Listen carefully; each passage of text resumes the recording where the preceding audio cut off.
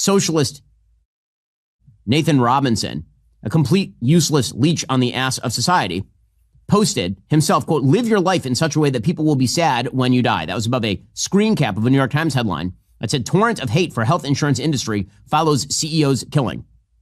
That piece from the New York Times is all about people who apparently were perfectly fine with the murder of Brian Thompson on the streets of New York City. According to the New York Times, none of this stopped social media commentators from leaping to conclusions and showing a blatant lack of sympathy over the death of a man who is a husband and father of 2 children. Thoughts and deductibles to the family, read one comment underneath the video of the shooting posted online by CNN. Unfortunately, my condolences are out of network. A TikTok user wrote, quote, I'm an ER nurse, and the things I've seen dying patients get denied for by insurance, it makes me physically sick. I just can't feel sympathy for him because of all those patients and their families. And these sorts of messages were incredibly common across the internet. Yeah, that ER nurse really sounds like an asshole. I'm glad that Ben Shapiro called them out. Yeah, another liberal owned by Ben Shapiro. Honestly, so I think the title of that video is something like, insane radical left, loves murder or something. But a much better title would have been Ben Shapiro owns ER nurse. For saying healthcare system is unjust. Yeah, he really picked out someone with a radical, unnuanced view. A working class person who's at the front lines of the devastation that the CEO is directly responsible for causing, who just can't bring herself to feel empathy given the trauma that she's seen. Right? That's really a good mascot for the radical, crazy left. Yeah, like if you wanted to make the point that the left is crazy on this issue, I maybe wouldn't have picked the ER nurse who you're quoting talking about the horrors that she's seen because of the health insurance industry and making this point. I would maybe pick somebody with a little bit less credibility. That is just some free advice to my fellow Ben as he produces his future content.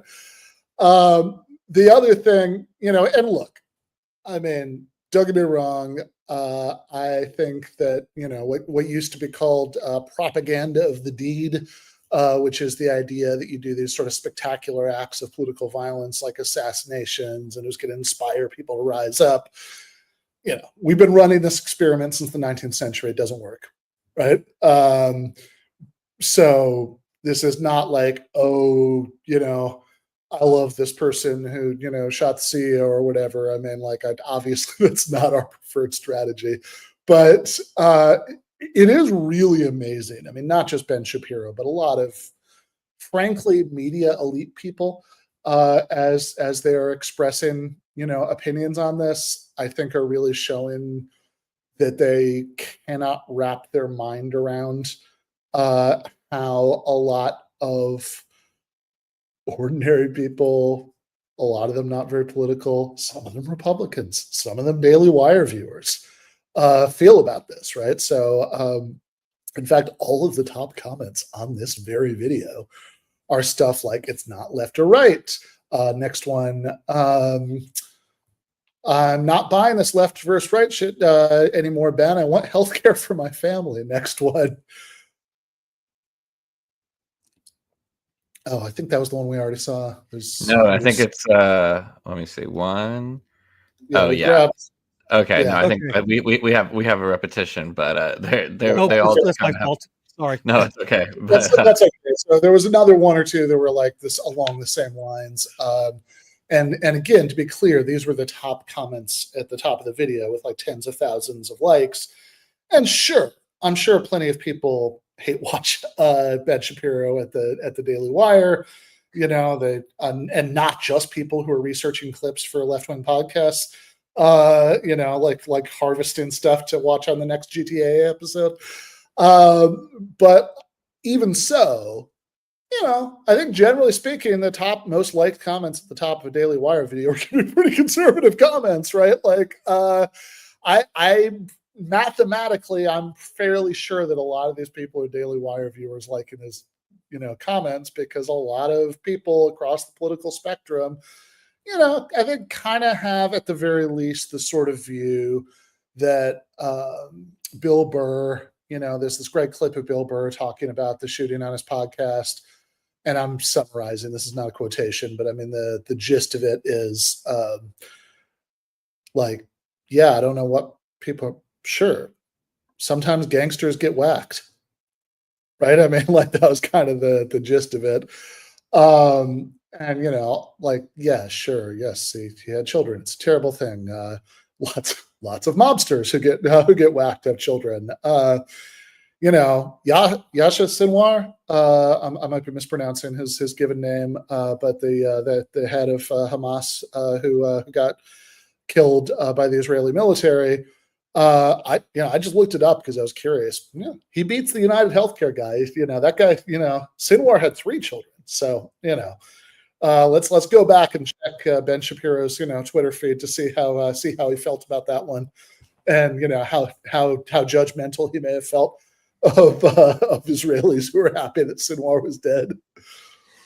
Yeah, and I also do find it compelling. It is really amazing to see the effort that went into catching this guy, compared to I don't have the unsolved murder rate in front of me, but I think it's a whole other conversation on policing, but any random poor person that is murdered on a given day, right? I don't think I'm fairly sure that during the time that was spent on the manhunt on this guy, there were multiple New Yorkers whose names we don't know who got shot.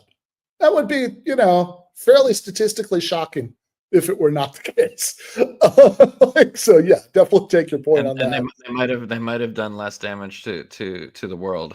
I wouldn't possibly ones who weren't directly responsible for denying sometimes life-saving care to huge numbers of people. Like this guy had used this, had authorized this AI to overrule doctors and deny coverage that had this just out of this world failure rate. So it's like the error rate of the AI, was like 90% for some things. This is. I saw some. Sorry, I was just saying I saw some people posting that, and I didn't know specifically about this issue, and I'm like, this is too cartoonishly evil, because it was one of those people one of those leftists on my feed where I'm like, there's a chance that they posted something that wasn't true, and then I was like, this got to be too cartoonishly evil to be true, but it's really crazy, the 90% error rate, which I don't know exactly what that means, but it sounds like what you were saying, Ben. It sounds like we're in kind of like comic book territory, right? Like Alan Moore territory right now. Well, yeah, I mean the killer is clearly a character from Alan Moore graphic novel. I was saying it's production meeting. I mean, it's just between the writing, the delay, deny, depose on the bullet casings, and the backpack full of Monopoly money. I mean, that's clearly somebody who wandered in from that timeline. But way cooler than Rorschach. Yeah. But kind of the same the same universe as him, maybe. Let's say that. So in any case, 2 other thoughts about this. One, so this socialist leech on the ass of society, comment that Ben made about our friend Nathan is fascinating to me, because Nathan and Ben Shapiro are in the same line of work. They both started media companies, and if we're gonna decide which of those 2 media companies is more leech-like, I would think that Current Affairs, which does not have a huge budget, but it's supported by subscribers and pretty much nothing else, right? That would perhaps be even according to Ben Shapiro's value system, that would actually be sort of less leech-like and more entrepreneurially impressive than a company that just gets a bunch of cash shoveled at it by ideologically sympathetic billionaires who don't expect a return on their investment. So, something to think about. Speaking of investment, yes. So, thinking about return on investment, the circulation process of money, commodities, money. These are all jokes that you get after you take the class. I've taught classes on Capital Volume 1 twice, actually. One is still ongoing online. Those both been Zoom classes. But starting in January, I am going to be trying something new. I've been talking to some friends from DSA LA about this for a while. So I am going to be teaching a in-person version of that class starting on January 15th with Capital Volume 1, Chapter 1, and, keep on going from there. So that's going to be Wednesday nights at 7 p.m. So it's at a cafe in Koreatown in Los Angeles. That is going to be free, but we do have like a sign-up link just to kind of keep track of the numbers and make sure that it's like the number of people is going to fit comfortably in the space. Honestly, I'm not too worried about it. Reading Capital is a pretty niche thing to do, even in our circles. But so if it's like 5 very dedicated people, that's totally fine. Not going to be surprised or disappointed by that. But if we do end up getting too many signups for the space, we'll just move it somewhere else. So that's on my social media feeds and stuff. You can find that link. I actually don't think we put it in the show notes before, but it'll go there. In any case, just wanted to flag that for anybody who's interested, because we are about to go on break for this show. Meanwhile, though, we're going to have Matt McManus and Robert No Relation Myles on in about 10 minutes or so, right? Depending on how this next part goes, maybe a little longer, to talk about Jordan Peterson's latest book. And then we've got Deep State Kuba in the post game. But before any of that, I wanted to talk about this article that I wrote for MSNBC. So this is called "Obama Still Doesn't Get Why Trump Won. That's the Problem." And in that article, we'll talk about the reactions to it in a minute, but let's talk about the article itself, right? So I watched Barack Obama's big speech that he gave last week, which was, whatever. It was, I think, like a long planned event, but it was treated. I think it was treated as a big deal because it was the first speech that Obama, was giving since Trump won the election last month, and Trump is never directly mentioned in the speech, right? I don't think he ever says his name, but I said in the article, the presence of Trump was kind of hanging over the event, like a particularly grotesque float at a balloon, at a Macy's Thanksgiving parade. I'd like the Trump balloon to deflate like Barney in the 90s, right? If only. Ideally, yes. So yeah, let's just to set this up, let's give you a little sense of what Obama did say. So he's talking about pluralism. The pluralist ideal is what allows a Christian church and a Muslim mosque to sit side by side on the same city block and then maybe agree to share a parking lot. It's what keeps you from pulling down a sign in your neighbor's yard supporting a cause that you find completely irritating. And it keeps him from doing the same to you. It's what encourages you to team up with a coworker on a project and get the job done, despite the fact that the two of you disagree on abortion and gun ownership and the merits of Taylor Swift versus Beyonce. So this idea that each of us has to show a level of forbearance towards those who don't look or think or pray like us, that's at the heart of democracy. And it's hard. Even in relatively homogeneous countries, it's hard. It's not easy to maintain. Look what happened just this week in South Korea. But it's especially hard in big, multiracial, multi-ethnic, multi-religious countries like the United States. In fact, one way to think about the US Constitution is as a rule book for practicing pluralism. So you get a Bill of Rights that allows us to think and speak and worship and assemble and vote on an equal basis, free from government coercion. And with that freedom, we can voice our beliefs and try to persuade others and form coalitions and compete for support and eventually elect representatives who will then go and negotiate and compromise and hopefully advance our interests.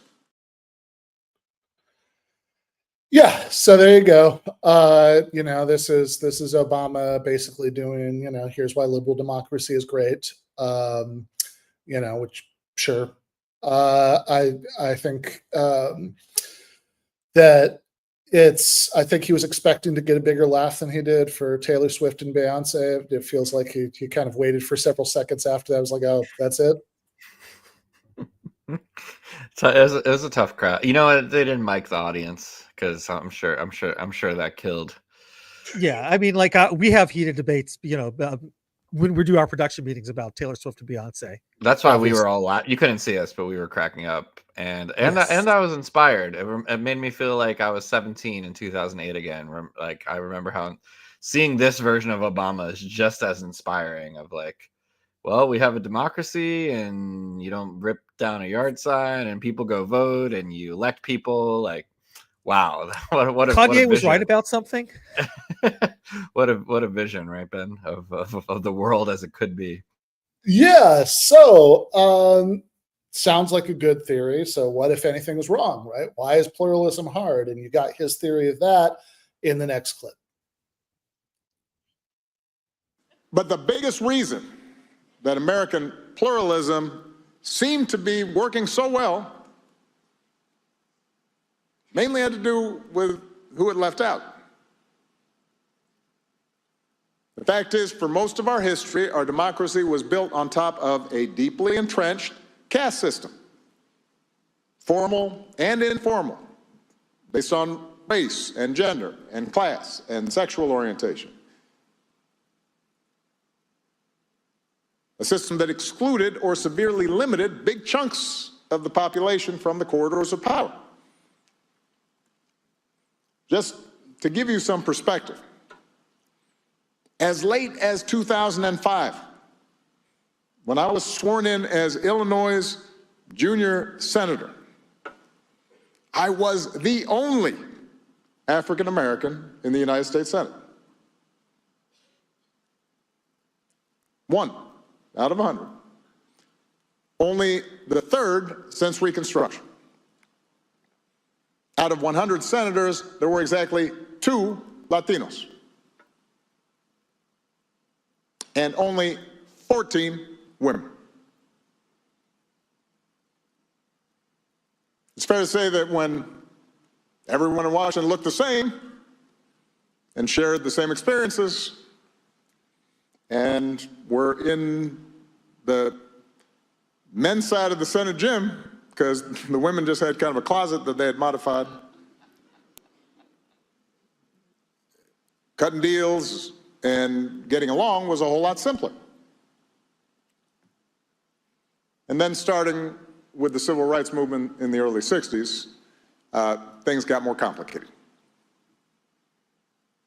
So in rapid succession, historically marginalized groups, blacks, Latinos, Asians, Native Americans, women, gays and lesbians, disabled Americans, demanded a seat at the table. All right, so I think this is a little bit more of the substance of the Obama worldview, and the argument that I was making in the article is that it tells you a lot about how those 8 years went and why they ended the way that they did, right? So, if you remember, right, Obama comes to office in 2008 at the end of 8 years of George W. Bush. right? Bush's presidency starts with 9/11, ends with the meltdown of the world economy. In between, we have, starting two wars and shredding civil liberties and all those other things. And, the Bush years were this time that kind of felt like this perpetual state of jittery emergency. I mean, we literally had color-coded alerts to tell you how scared you should be all the time, which never seemed to go below, which never seemed to, yeah, I mean, it was always like hovered somewhere around yellow or orange, right? There was like, it never got anywhere down near green, which would be the all clear, right? That like, so it was always some level of you should be extremely upset and anxious right now. And that was kind of the dominant tone. And so after that, I think somebody like Obama, who seemed very calming, right? He was a constitutional law professor before he was a politician. He still kind of sounds like one, was very reassuring. He had this very uniting presence. And of course, there was hope and change, some of which meant trying to undo some of the damage that Bush had done in those 8 years. That was a lot of the initial premise. He spent a lot of, hard as it may be to remember, a lot of time in that initial campaign talking about how he was going to, restore civil liberties and all this stuff, and the war in Iraq, etc. And then some of it was about, fulfilling longstanding Democratic priorities like healthcare reform, which codifying Roe. Sure, yeah, that too. So unlike codifying Roe, healthcare reform actually happened. But if you want a good indication of how effective the sort of incremental version of healthcare reform that Obama did was in allaying Americans' anger at the health insurance system, check out the comment section on literally any article or video anywhere on the internet about the CEO who was shot the day before Obama's speech, right? And, so you still have millions of people who don't have health insurance at all, slip through the cracks. Which, means that you've still got things like diabetics in America. Does not happen in a lot of developed countries. Sometimes die because they're trying to ration out their insulin, so they can make it make it last longer before they have to buy more. You still have people who stay, many millions of people who will stay in jobs that they hate, in part because they don't want to leave because they don't want to lose their employer health insurance. You still have people who do have health insurance, no problem, right? Who end up having to fight with this bureaucratic nightmare, even worse now with AI, if they actually want to get covered on a procedure that they need. And I think that what you got right in this, it's sort of very easy. He's so calming, the rhetoric, is very, it's sort of very high flown, but like it sort of sounds down to earth. He's very good at that effect. It's very easy to miss what he's really saying. So like in that clip just now, right? What did he actually say? He said, well, pluralism was great. When it was just white men, it all worked fine. Where I would point out that, the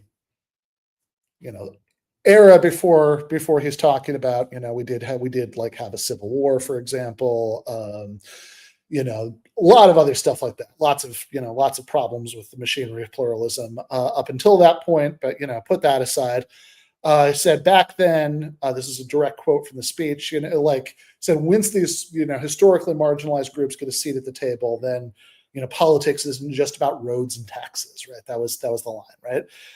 So in the Obama worldview, otherwise it is about roads and taxes, which I take it as kind of a way of saying like technocratic problem solving. And, what he's describing, like notice when he says, oh, this deeply entrenched caste system that we used to have and now we don't anymore. Not wrong, right? But like think carefully about what he's saying, right? He lists off all of these, he says based on race and gender and class and sexual orientation. Well, okay, the word class is in there. That's good. But let's think about what he's actually saying about class, because when you're reducing it to just one more identity characteristic, which is what he's doing there, right? He's just throwing it into the list with all these other identity characteristics. That makes it very clear that like the sort of injustice that concerns him about class isn't really about like trying to give the working class as a whole more power in our society or, even more material benefits. It's just about making sure that individuals from working class backgrounds, the best and the brightest, can be upwardly mobile through the class hierarchy, right? That's what he's talking about, right? When he says, oh, all these marginalized groups, get a seat at a table, that's his vision of social justice. That, again, what he's essentially talking about is the most deserving strivers from every demographic group, not having any arbitrary barriers to rising to the top, to maybe becoming health insurance CEOs themselves, maybe becoming politicians where they can become part of that process of negotiating and compromising and hopefully advancing our interests that we got in the first clip. In other words, what he's enunciating, and give the man credit, he's very not dumb, right? Like he was a constitutional law professor and he sounds like it, right? And so that means there actually is some substance here. It's just not good. It's if you're actually paying attention to what he's saying, the vision of liberalism he's elaborating there is a liberalism that cares way more. Nice. Antonio in the chat says, I'm half working class on my mother's side. That cares way more about shattering glass ceilings for upwardly mobile strivers than it cares about raising the floor of material security for everybody, right?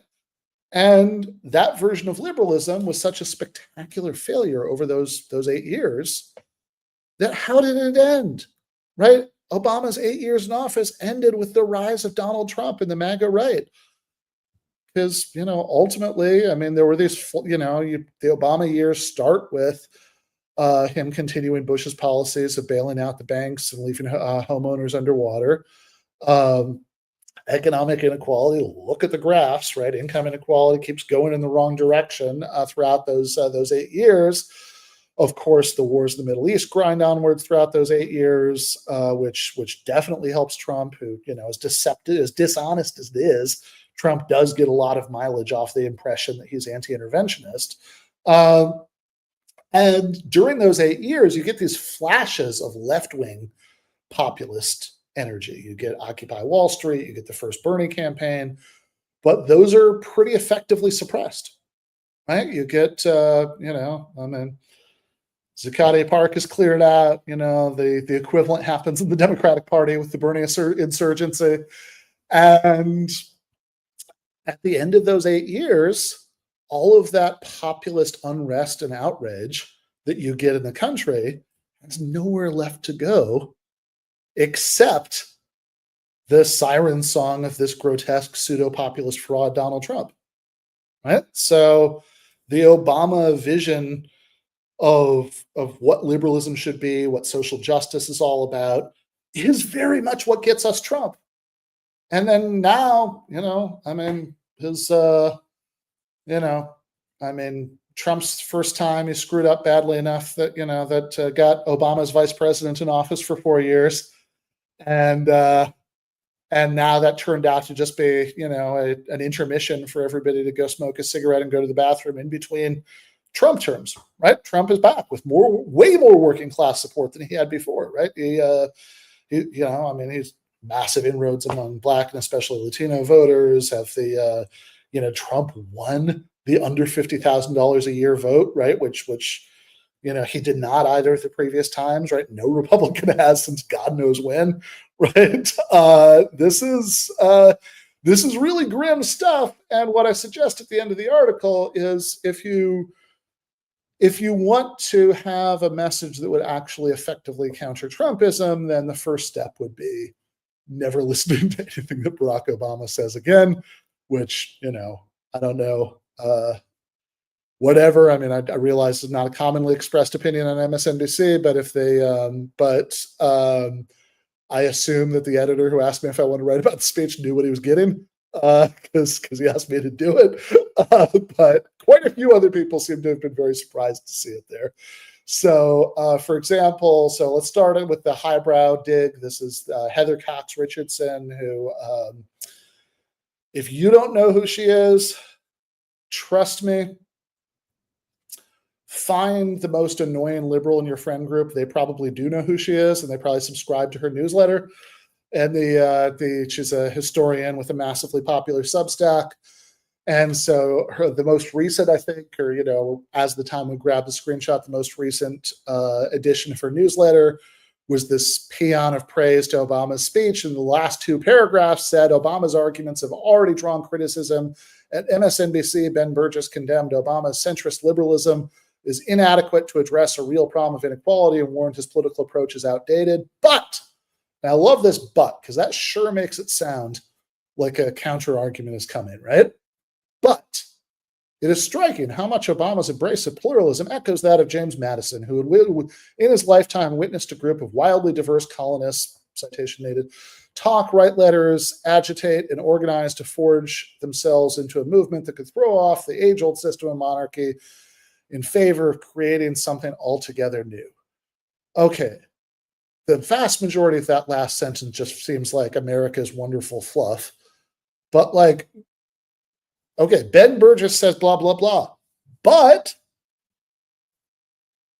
I'm really struggling to understand the argument here that Obama reminds her of James Madison, therefore... Is it because James Madison fucked his slaves? Jesus. I don't know. Did James Madison do that? I know Thomas Jefferson did. Probably. Probably. Okay. Gotcha. Okay. Yeah, I have no idea. It's very confusing. Speaking of confusing, exactly. Don't blame me. I voted for Madison. Yeah, I just have no idea, right? It's like, okay, I guess it's just an unexamined premise here that we all love James Madison. I mean, I don't know what to tell you. I really don't particularly, but in any case, speaking of confusing, the article also inspired what I can only describe as a right-populist haiku from one Steve Bannon, who said, so his post, so it was like reposted on Twitter by his chief operating officer for his media company, but I think this is from some right-wing platform that's probably too niche you know about. But anyway, Bannon posts, so he has a link to my article and it says, Seinfeld politics, it's all about nothing. Democrats dream of populism without doing the work. And I've spent way too much time in the last couple of days staring at this post, trying to figure out what it means. Like, am I the Democrat who's dreaming of populism?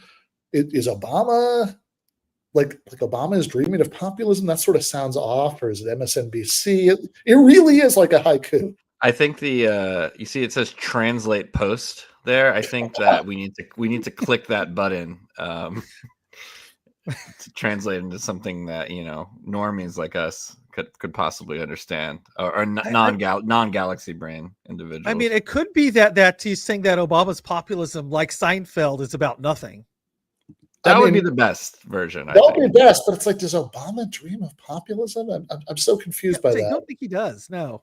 I think he has dreams about populism the way that you just have dreams about just things, that happen in your day, but you don't endorse them necessarily.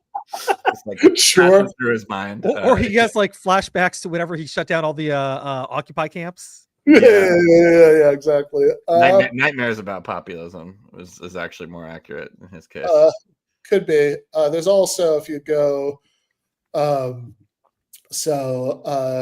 also saw quite a bit of stuff from grassroots MSNBC readers, like organizers.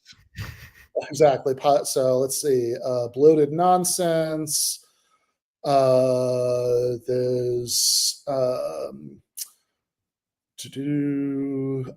think it's just racism. A black man's 8 years in office caused a rise in racists. I don't understand the leftist reductionist hyper-focus in Obama as the keystone of neoliberalism. If you think the Obama flaw that led to MAGA was Obama centrism, then you need to get off the drugs. You didn't need to write this, Ben. The answer is twofold. Americans are dumb and racist. Let's see.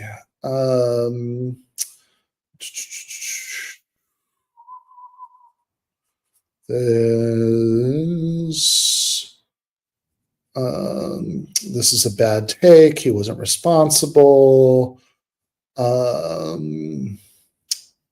It's the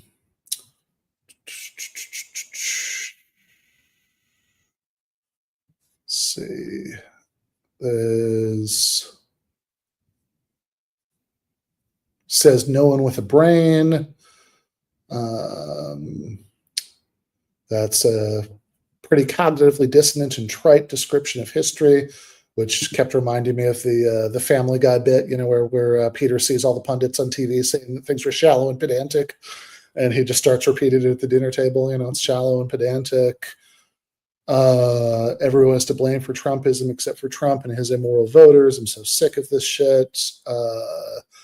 How stupid are you? Despite his flaws, one of the most successful administrations our country has ever seen.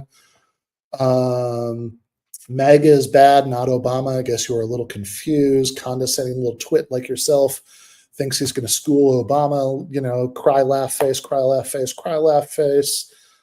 Who else didn't learn anything maybe in the last 75 years? The American people. That actually might be my favorite. I think that as the DNC goes into the next election and they're testing slogans, that's one they should give serious consideration. You know who sucks? The American people. It's a winning message. See, your foolish, condescending, and presumptuous observations are something most Black people and women know by experience. Bullshit. Trump won by lies, bullying. So I guess there's nothing that could have been done to counter that. Your vision of history is narrow and short-sighted. Who gives a flying fuck what you have to say? Blame it on Obama. Seriously? Trump stole the 2024 election by lying. Absolutely disgusting and 100% wrong. You should be ashamed of yourself. Delete this article now. You're a stupid fuck. Don't forget about that. There was one more. You're a stupid fuck. Cut off right before there.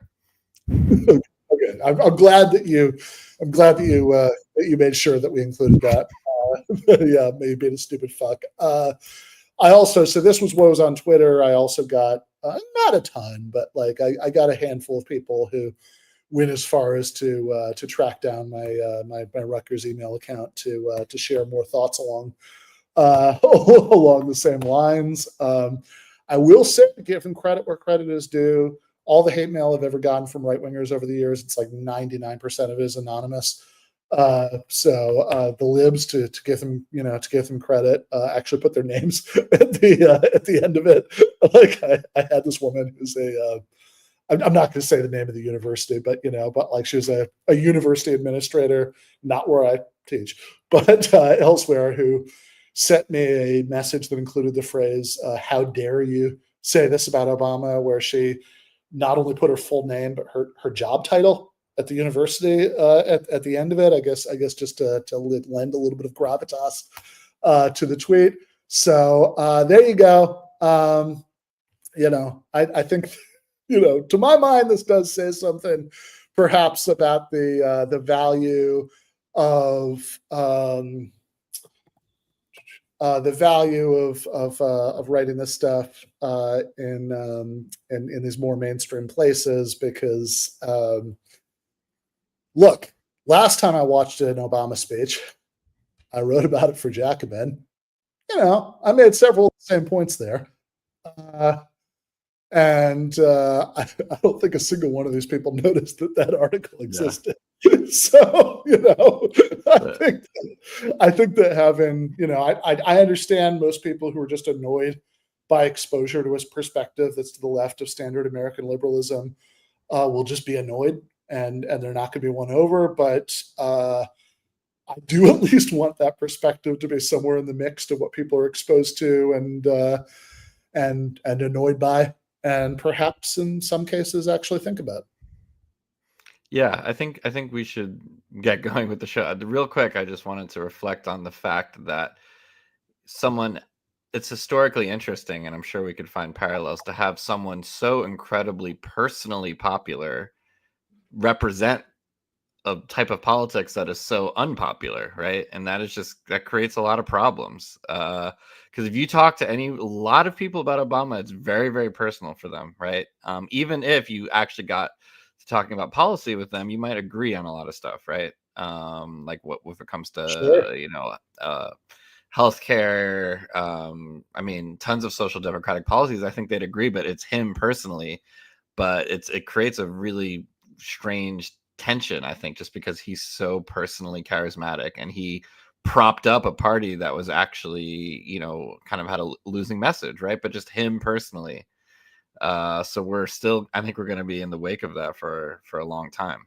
Yeah, because he won. I mean, granted, I think that a lot of people were in denial about what they were getting the first time, but sure, but he won so convincingly twice, right? I mean, he won. He'd win again. He'd win again. Yeah, probably.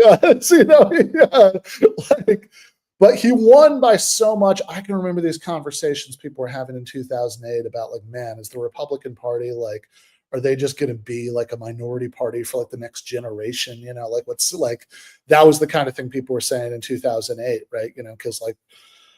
Because Obama won by so much, and coming after the Dems midterm wins in 2006. And yeah, he was so personally popular. He was already papered over, but that's the thing.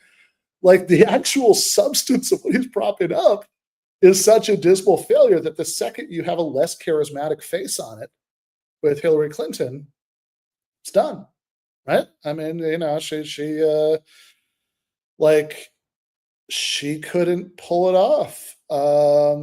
And I mean, Biden could, but he probably would not have if COVID hadn't hit in 2020, and I mean, especially if COVID hadn't hit and that George Floyd moment hadn't happened. I think the combination of a plague and everything's on fire was enough to get him through, although it was still a very close election, in a lot of ways. And yeah, then lacking that, right? I mean, man's just snowballing support. I had a line that actually ended up getting cut for length in the published version of the article, where I said that it was the Obama years were the picture of Dorian Gray, that all of the ugliness of American society was coalescing into what became Trumpism as the the standard bearer remained young and good looking, right? That's so as a thought. But all of this has just been fluff and ephemera. We're having a good time here talking about this. It's the last regular episode of the season, where we'll try in the next week or so to pre-record some stuff we can release over break, so you have some new content to keep you going. But it's the last regular episode, and here we are talking about healthcare, Obama and whatever. There are serious thinkers who have presented book length treatises for the consideration of the public, and just the most serious of them, Dr. Jordan B. Peterson, has a new, has gifted us with a new book. So we are going to bring on Robert Myles, who I assume is some sort of undiscovered white Jason cousin, and Matt motherfucking McManus to break it down for us. And I will see you guys, Jake and Andy, in the postgame. How you guys doing? Good. Hey, Matt. We're not hearing you, Matt, or I'm not. I'm not hearing that. Yeah, I didn't hear that. So you might want to check what you've got for the let's see. Yep. Nope. Still can't hear that.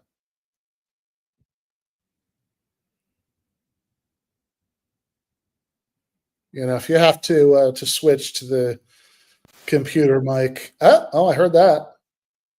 Can you hear me now? Very, very faintly. Oh, weird. Like, it's so muffled, I almost can't hear it all.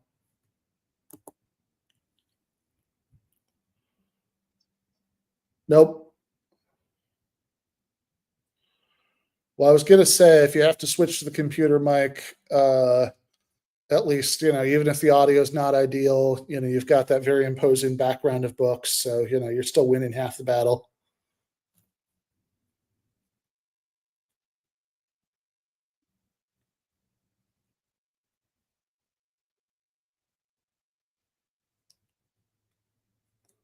Well, while Matt is setting up his system, Robert, you are a new character in the GTA extended universe. Do you want to tell people who you are and what you do? Yeah, thanks. I've watched the show from time to time for a while, and it's my absolute pleasure and privilege to be here. So thanks very much. I can't say I'm a fan of Jordan Peterson, so hopefully I'll feel right at home here.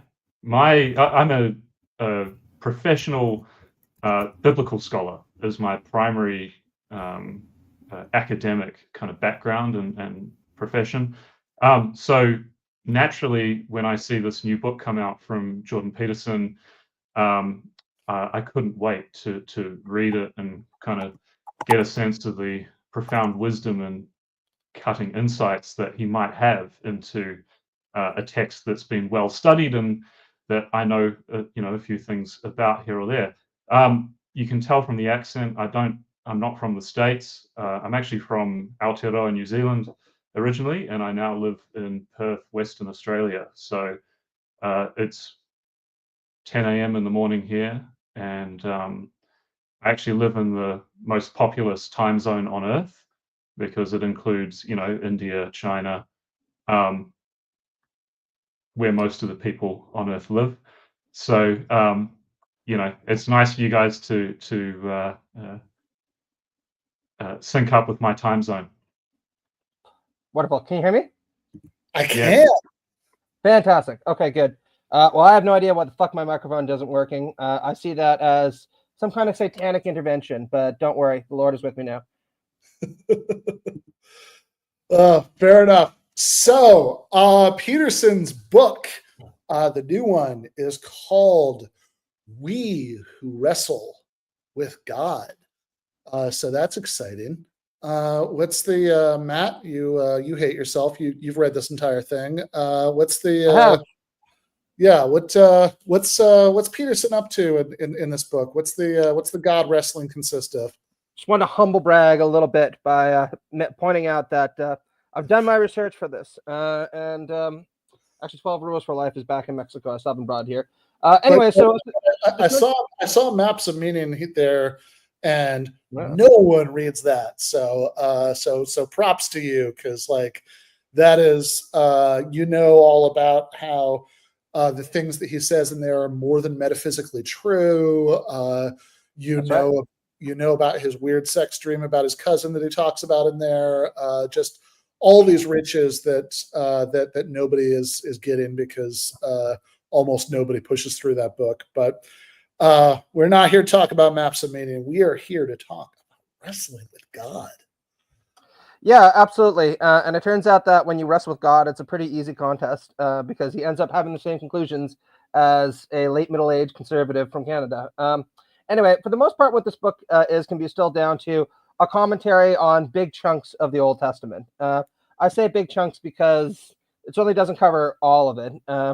Although, unmercifully, there's a second promised volume that's going to cover the book of Job, large parts of the New Testament, and we'll see. I expect something like that will come out at some point or another.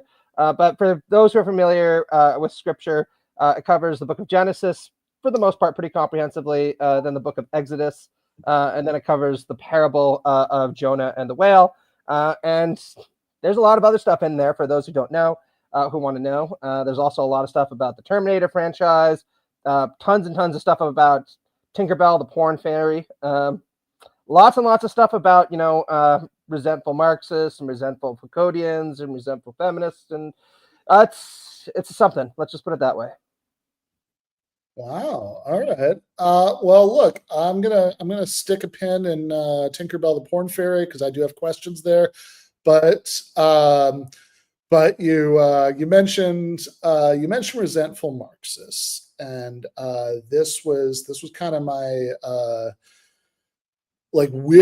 when I first got intrigued enough to be like, oh, maybe we should actually do an episode about this book, is when I saw you start to post to social media some of the pictures of pages about that, and we might get to the one that actually originally caught my eye because it's maybe the most eye-popping thing that Peterson says, at least about Marxism, in this book, and I think shows that not only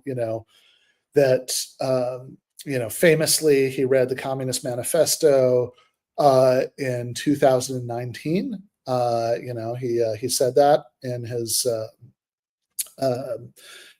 in his debate with Slavoj Žižek. He said that he had prepared for it by reading the Communist Manifesto, he said, for the first time in 40 years. But I think based on some of what he says here, he may have forgotten what the Communist Manifesto says. So, maybe he should, if he's going to continue talking about Marxism, he should start talking about it he should start rereading that at intervals closer together than 40 years, especially because a lot's gone on for him in the last 5 years, but which we'll tastefully leave there.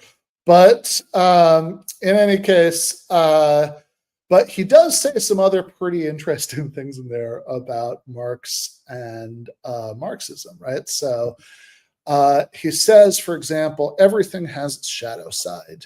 Just as religious belief in its naive forms can in fact serve those in power as the opiate of the masses, can provide, as per the Freudian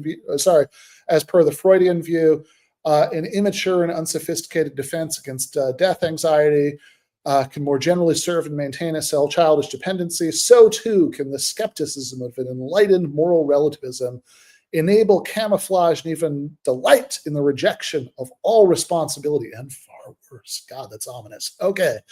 So the reason that I'm highlighting this passage is I went through, I don't hate myself as much as you do. I've not read this whole book, but I went through all the Marx parts, and I wrote, I wrote something about it for my Substack, which we might have a graphic of, Jake. I'm not sure, but in any case, I liked it, by the way. Oh, thank you. So I did go through those parts, and and that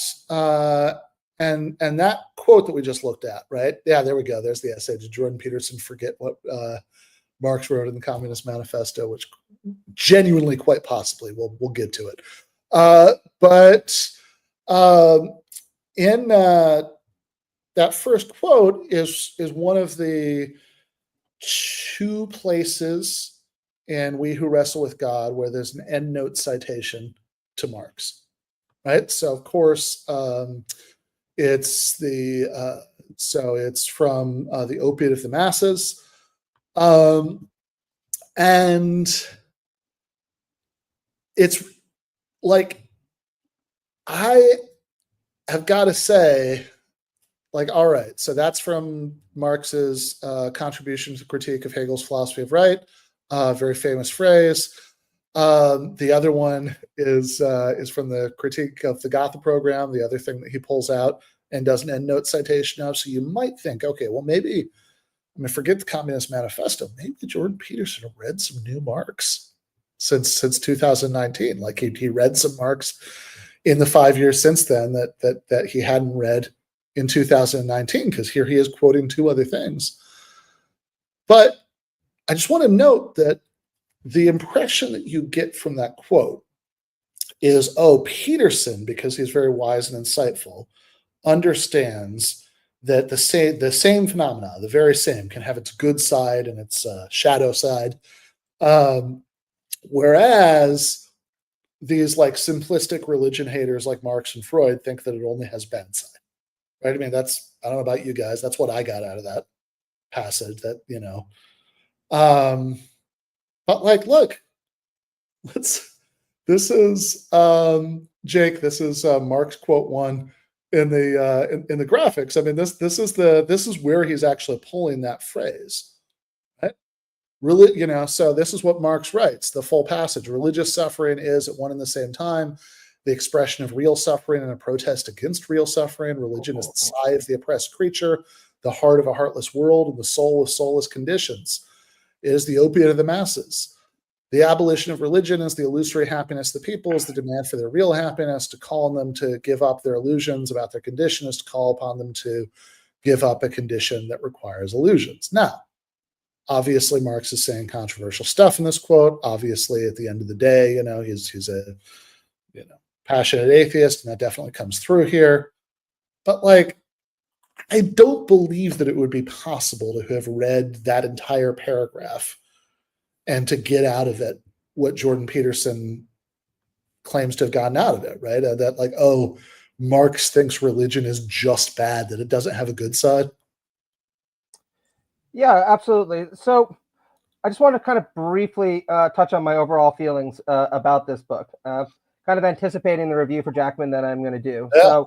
So as biblical exegesis, I'd say overall it's pretty poor. And if you read people like Bishop Rowan, most people who are professional theologians don't have an awful lot of respect for the text because it's has this tendency to make grandiose claims about biblical scripture without really grounding itself in the literature. Surprise, surprise.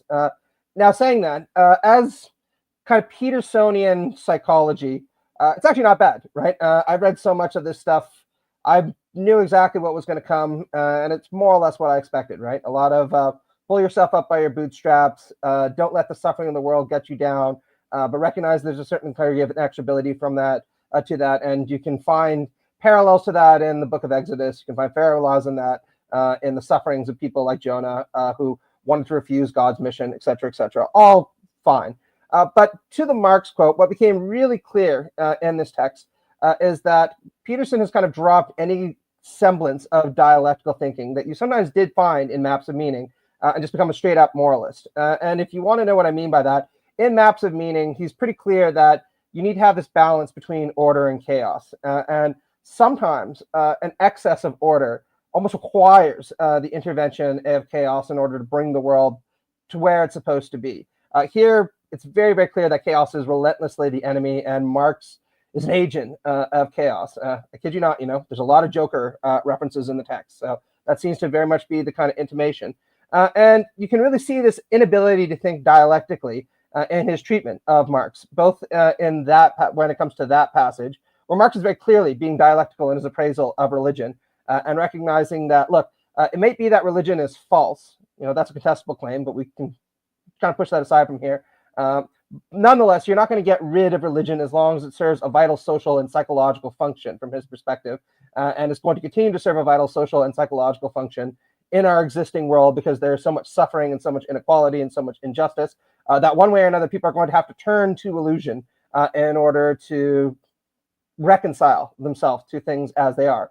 And of course, he's going to try to suggest that we shouldn't reconcile ourselves to things the way that we are. Rather than living in a world that requires illusion, as he puts it, we should change the conditions that require illusion and live in a liberated world. But you can also see this failure to think dialectical. And as you pointed out, Ben, the really baffling treatment of the material from the Communist Manifesto, because I swear to God, I was convinced that he had actually read that in preparation for his debate with Slavoj Žižek. It's not a long time. So let's linger on this, right? Yeah. So we have because this is what he said, right? So this is the Jake. I'd like to point out as well that I think there's quite a lot of similarities between how he reads Marx in this undialectical way and how he reads the biblical text as well. So yes, people can come read a text and generate certain meanings with it, which is exactly what he does. He kind of ham-fists his Peterson stuff into there, his perspective into there. But he completely misses the ambiguities and the tensions within the biblical text as well, as he does with Marx, right? So he's just not a close, careful reader. So I think that point's really important, not to get lost in all of this, because there's a consistency to his terrible ability to read complex texts. Yeah, I mean, look, which is I've got to say, just to be petty about this, that the 2 of the 12 rules by which one is supposed to guide one's life are tell the truth and be 24 now, to be fair, right? Fair enough. Yeah, now it's only 2 out of 24 because there are 12 more rules. But yes, out of the 24 rules by which you're supposed to guide your life, right, 2 of them are tell the truth and be precise in your speech, right? So, this kind of careless reading that you're identifying in both his. Now, to be fair, Ben, he is very precise in listing every single Terminator movie that he can project his kind of archetypal anxieties onto. Every single goddamn one, right? Terminator 1, Terminator 2, Terminator 3, Terminator Salvation, Terminator Genesis, Terminator Dark Fate. He missed the animated series, which I was a little frustrated by. But every single one of them gets listed along with a whole bunch of other movies, right? So when it comes to filmography, he's very precise. This itself makes me like Peterson slightly less because, first Terminator movies amazing. After that, my God, does it fall off a cliff? Oh yeah. The just on the back to the opiate thing as well. I think that's really interesting in the sense that what I like about Marx's quote, when you put it within its literary context, but also its historical context of opium being widely consumed, that Marx himself probably dabbled in a bit of it, that it was this sense of coping with the stresses of a capitalist society, etc. You can get much more rich metaphorical meaning and understanding out of that simple metaphor that Marx uses there.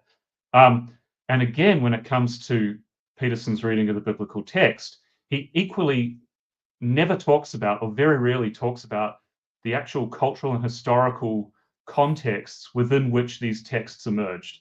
So he treats the text so superficially that it wasn't actually produced within, by a particular society. It's rather he treats it as like ahistorical, decontextualized revelation from heaven, which, to be fair, some fundamentalist Christians might read the text, but actually many don't. Many would be very concerned about the way in which he just completely rips the text out of its context, and that's what helps him make his one-dimensional points about it. So again, I see the similarity between his treatment of Marx and his treatment of the biblical text.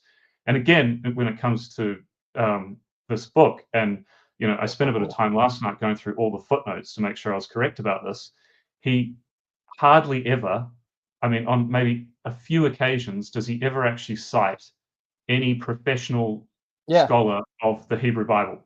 So he's just not engaged with this whole tradition of scholarship that is incredibly rich and diverse. So there's, just as within the Marxist tradition, you've got people arguing with one another about how certain things might be interpreted or how we might develop Marxist thought in particular ways and whatever. He's reading the text in isolation from that, but he's quite clearly also informed by this heavily sort of Christianized interpretation, a heavily Christianized interpretation, because again, it's not the only one, and he just seems completely unaware of it. He thinks that these truths are just coming out of the text, like a magical font or something, and they just so happen to be his ideas. Yeah. Well, and I mean, of course, he's not actually like a religious fundamentalist, so at all, right? I mean, it's actually really funny because you do see this every once in a while, right? Because of course he has lots of fans who are, right, who are like evangelical Protestants who really adamantly believe the literal versions of all of this, and many of them have noticed that he does not, right? So that's not his view at all, right? So I assume he does have some similarities in terms of those reading practices, which is why I think they might be attracted to what he's doing.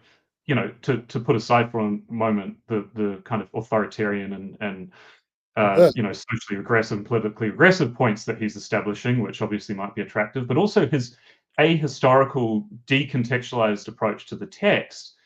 Why people might be attracted to that is because it's about universalizing it.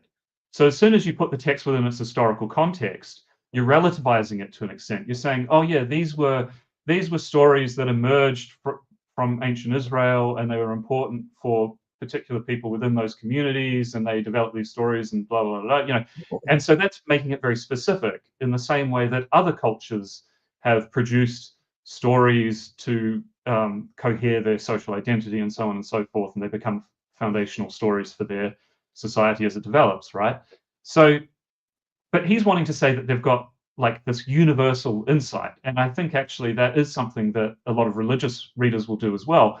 There are perhaps some more sophisticated ways of approaching that, of saying, yes, it can be, a historically conditioned text that might also have some kind of eternal or universal truths, maybe. And that's where we get into this, the field of hermeneutics and so on. And there are sophisticated ways of exploring that. For him, it's just like, he just looks at the text and he just sees himself.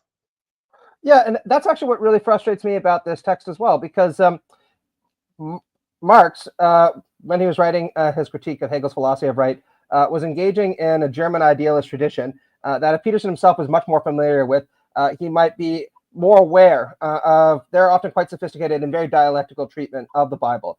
And I kept waiting for, again, a kind of breakthrough moment where we reached a point where something that interesting appeared, and it never happened, right? For the most part, again, I was just kind of like, okay, I'll clean my room, and I'll try to stand up straight with my shoulders back a little more, and that's what I'm going to take from this. Just to give like two quick examples. In his reading of the book of Genesis, there's a very brief gesture to a point that Hegel makes in his text on the philosophy of religion, which is if you read the story of the fall carefully, what God actually says is not that, he's really pissed off at Adam and Eve, and that's why he's throwing him out of the garden. He says that mankind has now become like God in knowing good and evil, and consequently, they can no longer reside in paradise any longer because the kind of immature innocence is lost. Now, whatever you think of Hegel's reading of the Bible, that's a very interesting kind of way of interpreting that story that runs quite counter to the more reductive takes that you'll often find given by fundamentalist Christians. Now, to his credit, at one point, Peterson does gesture that way, saying like, well, you can sometimes read this as a kind of movement towards self-consciousness, but he never extrapolates anything interesting from that the way that Hegel does. Or let's take the story, the Abrahamic story, the famous one where he's called upon to sacrifice his only son, Isaac. A very, very, very lucid thinker like Soren Kierkegaard was able to point out that there are very serious theological problems that are posed by this story, almost precisely because there's this yearning for a kind of dialectical synthesis that doesn't seem to actually emerge from the text. Because we want to say that, well, there's got to be an ethical reason for why God is calling upon Abraham to sacrifice Isaac. And that way we can kind of reconcile our theological intimations with our ethical intimations. But Kierkegaard relentlessly insists, no, right? If you look at this from a kind of ethical standpoint, there's really no way to evaluate it except that God sucks, and he's calling upon Abraham to do something that appears very monstrous. And Peterson's treatment of this story is more or less to say, well, what this story is really about is God saying you should be willing to sacrifice everything, give anything up, even what is highest to you, in order to dedicate yourself to what is truly of universal value. But that really doesn't wrestle with the story, to use the title of the book, the same way that Søren Kierkegaard wrestled with the story, because it does genuinely pose very serious problems on that reading that he's just kind of completely uninterested in taking seriously, because he kind of wanted to wash them away with these very lazy kind of hand wavings. And that's why if you read this text, even compared to some of the other figures with whom Marx would be familiar with or who were contemporaries of Marx, really comes across as a very flat kind of exegesis on scripture. Yeah, and I mean to Robert's point, right, earlier, that like he's just kind of looking at it and seeing himself, right, and it's not, and it is interesting because like his lack of interest in the historical context. Again, it's like what you'd expect from a fundamentalist. He isn't. Like maybe, I guess in Peterson's case, the text is just kind of an eternal emanation of like Jungian archetypes or something. Maybe I genuinely don't know, right? But but like what he finds in them seems to just be stuff that like he thought before, right? I mean, like this is maybe all the wrestling happened before he wrote Maps of Meaning, and that it emerged onto the scene, right? But like, there's no evidence of like new wrestling here. Yeah, and that's kind of what makes this. Sorry, go ahead, Rob. The wrestling that I would expect to see is looking at the ways in which his previous perspective in engaging this text genuinely for what it says, for the historical context out of which it's emerged, for the complex traditions of interpretation and the reception of this text through, Western civilization, which he's so obsessed with, to actually wrestle with all the tensions and contradictions within these things. The fact that he's magically able to like ham-fist his ideas into it suggests to me that like not only is it this kind of superficial flat reading of the biblical text and the traditions and and of all these things, and again, this is why I think he's as out of his depth here as he is with Marx, because he does the same thing. He just occasionally cites Wikipedia or whatever to make points. That's the extent of his research. But it really isn't. It isn't. He doesn't respect the integrity of the texts with which he's engaging, and in order to actually genuinely wrestle, he's just fighting. He's just dealing with straw men or whatever, kind of metaphor we want to use. Like he's not. There's no genuine kind of actual wrestle here. And on that point as well, I mean, it's one of the critiques that or observations that Rowan Williams made in his Guardian review of this book, which I found quite funny, was, and I kind of got this impression as well, that a lot of the exegesis, a lot of his close reading, it's very allegorical in the way that medieval exegesis was, Christian medieval exegetes, where they might, read passages from the Old Testament and start seeing Christ everywhere. So, the Exodus from Egypt, well, that was actually like Christ's salvific spirit, like it was a precursor to, what, and, so again, there's like a legitimate Christian tradition of interpreting the text in these ways. I think, but equally, allegorical interpretation was never seen as like the be-all end-all, and there is this issue with kind of over universalizing everything, where you lose the specificities of the text. Yeah, absolutely. Just in case people think I'm being mean or we're being mean to Peterson because we don't agree with him politically, if people wanted a far more interesting conservative take on the Old Testament, I would strongly recommend reading Yoram Hazony's The Philosophy of Hebrew Scripture. Now, I have serious problems with this text, as I do about a lot of his work, but I think that Hazony is a much richer intellectual than Peterson is generally. And one of the reasons he's a much richer intellectual is he reads Hebrew Scripture and comes to actually some quite surprising conclusions for a conservative. One of the most notable is he insists that if you read the Old Testament, two remarkable things kind of come forward. First off is the point that God sometimes will change his mind when he wrestles with mankind. He can be bartered with, he can be reasoned with. Sometimes you can even wrestle with him and win, and God will say, well, then we're going to pivot, right? And what's even more remarkable, according to Hazony, is that the God of the Hebrew Bible on his reading is the God of the shepherd, not the God of the field. And what he means by that is that God in the Old Testament almost always prefers the revolutionaries, the insurrectionaries, the kind of people who come and condemn a traditional order in the name of something higher. Now, that does not mean, of course, that he doesn't think that there isn't value to traditional order, but it always needs to be upset by these countercultural kinds of figures who emerge from the fringe. And I've asked Yoram about this, and he says, While this is the continuing tension that you have to abide with as a Jewish person, recognizing the need for tradition, recognizing the need for people, recognizing the need for place, while also acknowledging that Hebrew scripture commands you to be a kind of insurrectionary figure at different points. That's genuinely wrestling with a text and the tensions within it, and not just trying to read your own political convictions into it, precisely because you have enough respect for the text to recognize that sometimes it will have lessons to teach you that you don't want to learn. You get none of that kind of integrity with this, because like I said, the whole time I was reading the book, I was like, oh, so God turns out to be a late middle-aged, upper-class Canadian who just really does not like woke people, has a really, really nasty thing in for feminists, and apparently thinks that Marxists are absolutely everywhere, even while he also thinks that Marx is just a parasite who couldn't accomplish everything. Well, on that last point about Marx, I do want to circle back to something I cut you off while you were starting to say earlier. Jake, if we have the first of those Peterson clips from the from 2019. How did I prepare for this? I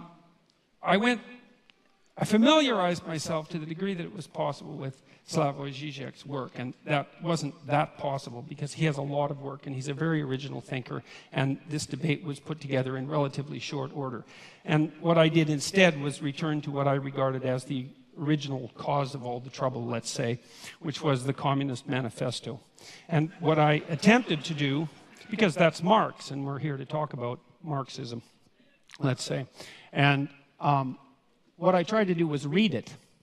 And to read something, you don't just follow the words and follow the meaning, but you take apart the sentences and you ask yourself at this level of phrase and at the level of sentence and at the level of paragraph, is this true? Are there counter arguments that can be put forward that are credible? Is this solid thinking? And I have to tell you, and I'm not trying to be flippant here, that I have rarely read a tract. Now, I read it when I was 18. It was a long time ago, right? That's 40 years ago. But I've rarely read a tract that made as many errors per sentence, conceptual errors per sentence, as the Communist Manifesto. Yeah, so the part that should just jump out at you like flashing red letters is a few seconds before the end of that, when he says, I read it when I was 18, 40 years ago, which, like, look, man, not everybody who writes about something has to be like a scholar of that thing. It's fine to do intellectual division of labor. You know, you don't have to be poring over the Bible in Hebrew and Greek, for example. That would be good to at least glance at some things written by people who have. You know, that's he does claim that expertise. Not like he discusses the language as if he has that knowledge, but he clearly doesn't. Just thought I'd pop that in there. Yeah. So, you know, I think you can bring new insights to bear, you know, even if you're an autodidact, whatever, all true, right? But like, when he said that, I really just want to underline, he'd been spending years as one of the world's angriest and most prominent critics of what he called Marxism. And, you know, just to maybe bore the point home to the point of being slightly unpleasant about it, I found this nice website that estimates how long it would take the average reader to get through a book based on word count and, you know, how many words a minute most people could do. And it estimated about 48 minutes for the Communist Manifesto. So, you know, man spent less than an hour reading Marx in the last 40 years by his own admission. That is a godlike level of self-confidence that you'd spend all this time talking about it. But where all this comes up, right, is that we have in God, let me see. Actually, I'm not sure. I might have accidentally deleted this one, but we've got.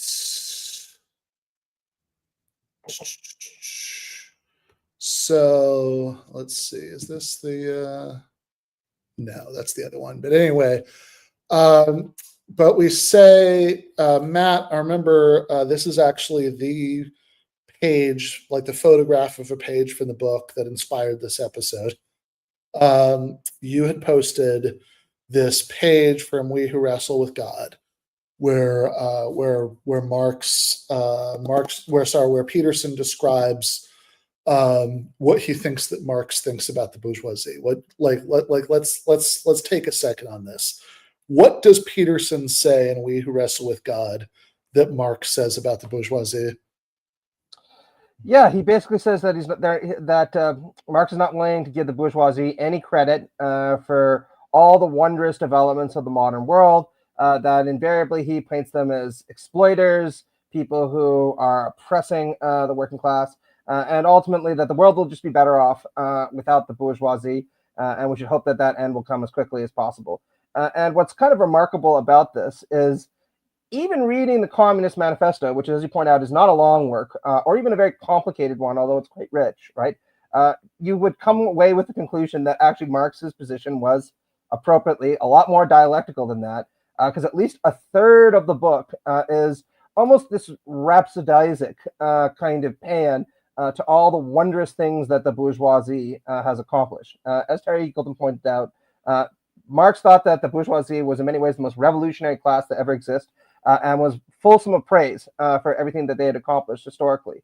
So Peterson says, this is the quote, I found it, Karl Marx is keen to the core, construing society as nothing but a battleground of power, assuming any qualitative judgment regarding the value of comparative sacrifice is a game rigged by the victors. He failed completely and purposefully to separate wheat from chaff in the totalizing condemnation of the bourgeoisie, regarding them in consequences of their success only as parasites, predators, and thieves, and give no credit whatsoever for the wealth and stable societal structure they produced as a result of their conscientious, diligent, honest, and productive labor, right? In other words, so I says completely and purposefully failed to separate the wheat from the chaff in the totalizing condemnation, no credit whatsoever, which is amazing because, like, in these pages that you're talking about, right, Marx says, here's the quote from the Manifesto,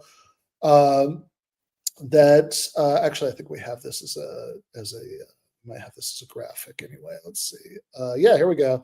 So the bourgeoisie has accomplished wonders far surpassing Egyptian pyramids, Roman aqueducts, and Gothic cathedrals. Has conducted expeditions that put in the shade all the former exoduses of nations and crusades. The bourgeoisie cannot exist without constantly revolutionizing the instruments of production and thereby the relations of production, and with them the whole relations of society. Conservation of the old modes of production in unaltered form was, on the contrary, the first condition of existence for all earlier industrial classes. Constant revolutionizing production, uninterrupted disturbance of all social conditions, everlasting uncertainty and agitation distinguish the bourgeois epoch from all earlier ones. All fixed, fast-frozen relations with their train of ancient and venerable prejudices and opinions are swept away. All new-formed ones become antiquated before they can ossify. All that is solid melts into air. Now, there is a big difference here, but it's true that Peterson has somehow convinced himself that capitalism is a form, is an engine of social stability, and Marx certainly doesn't think that. Neither, by the way, do a lot of your brighter conservatives over the years who realize that capitalism is one of the most profoundly destabilizing social forces that's ever existed, right? In fact, that's why there have been plenty of conservative thinkers who've been ambivalent about capitalism. But I should add also, right? A lot of this book is a deeply anxious set of ruminations about why tradition, why religion is fading from the modern world. And had Peterson paid any actual attention to this passage, including the next part where he talks about how all that is holy is profaned, and man is at last compelled to face with sober senses his real conditions of life and his relations with his kind, he might get a few hints as to how capitalism, like a lot of conservative thinkers have pointed out, might play a role in undermining the religious traditions that he places such value on. Yeah, I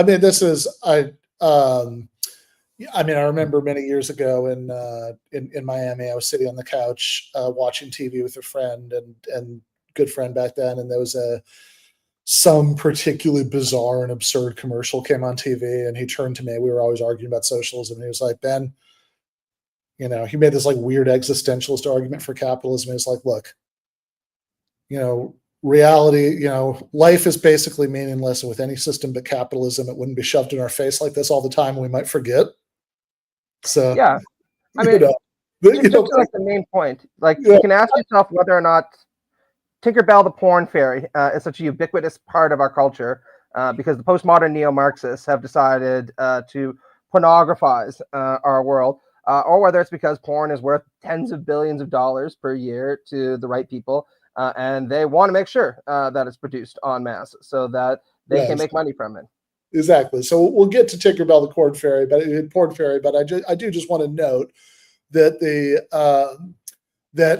gap between Peterson saying that he failed completely and purposefully to separate the wheat from the chaff, and the totalizing condemnation of the bourgeoisie, no credit whatsoever for their wealth. It's like, and here we have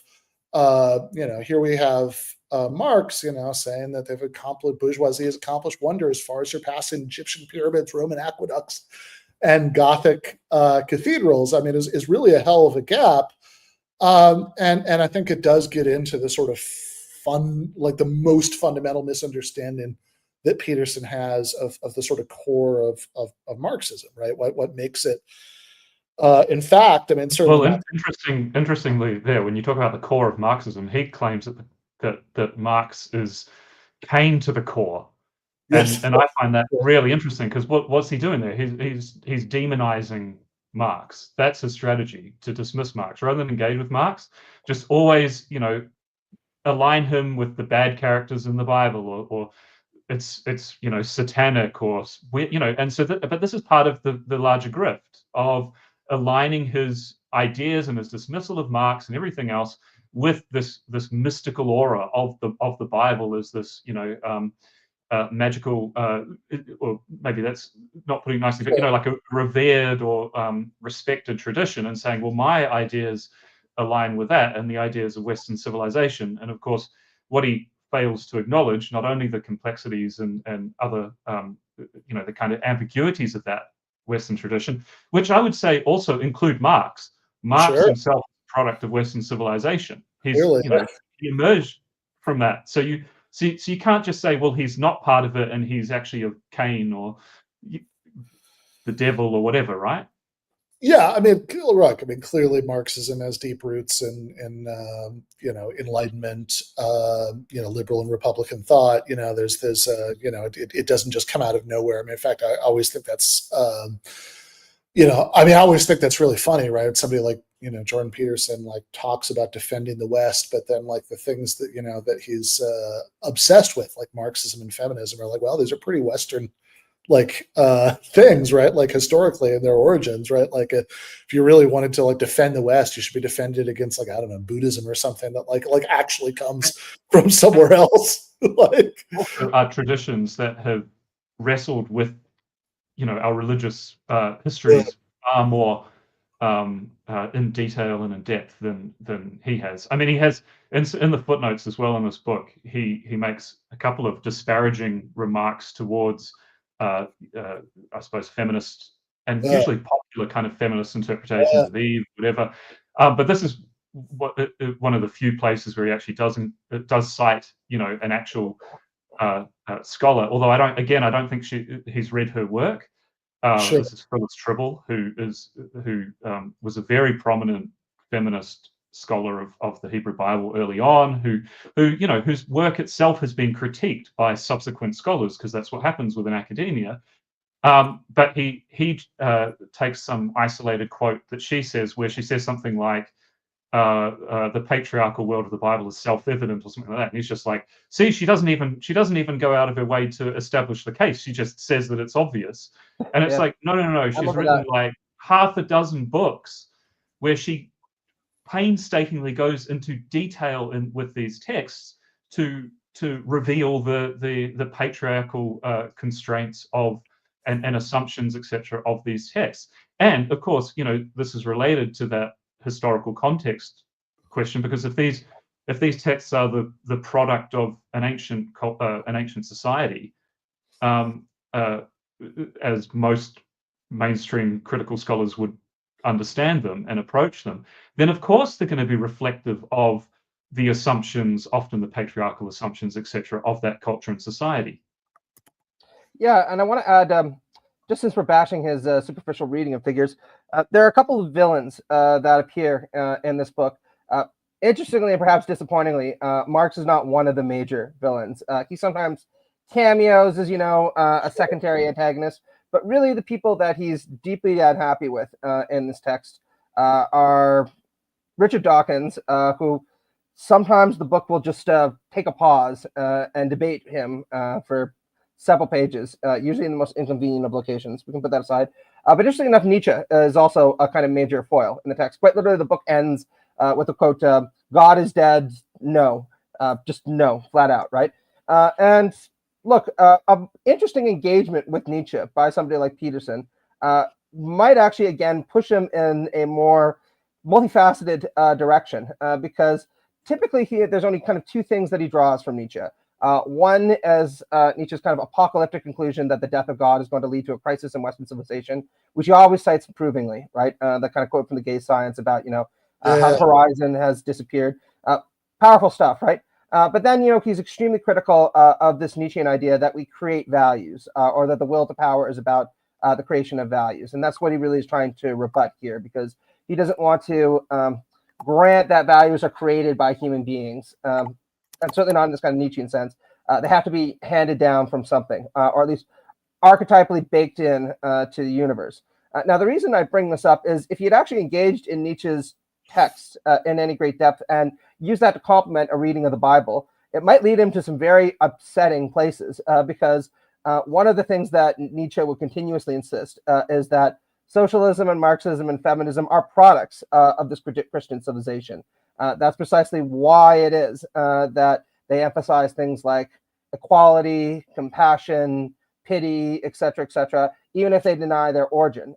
Now, whatever you think about that, that would be an interesting thing for Peterson to set out to rebut, because obviously that would be very antithetical to his worldview.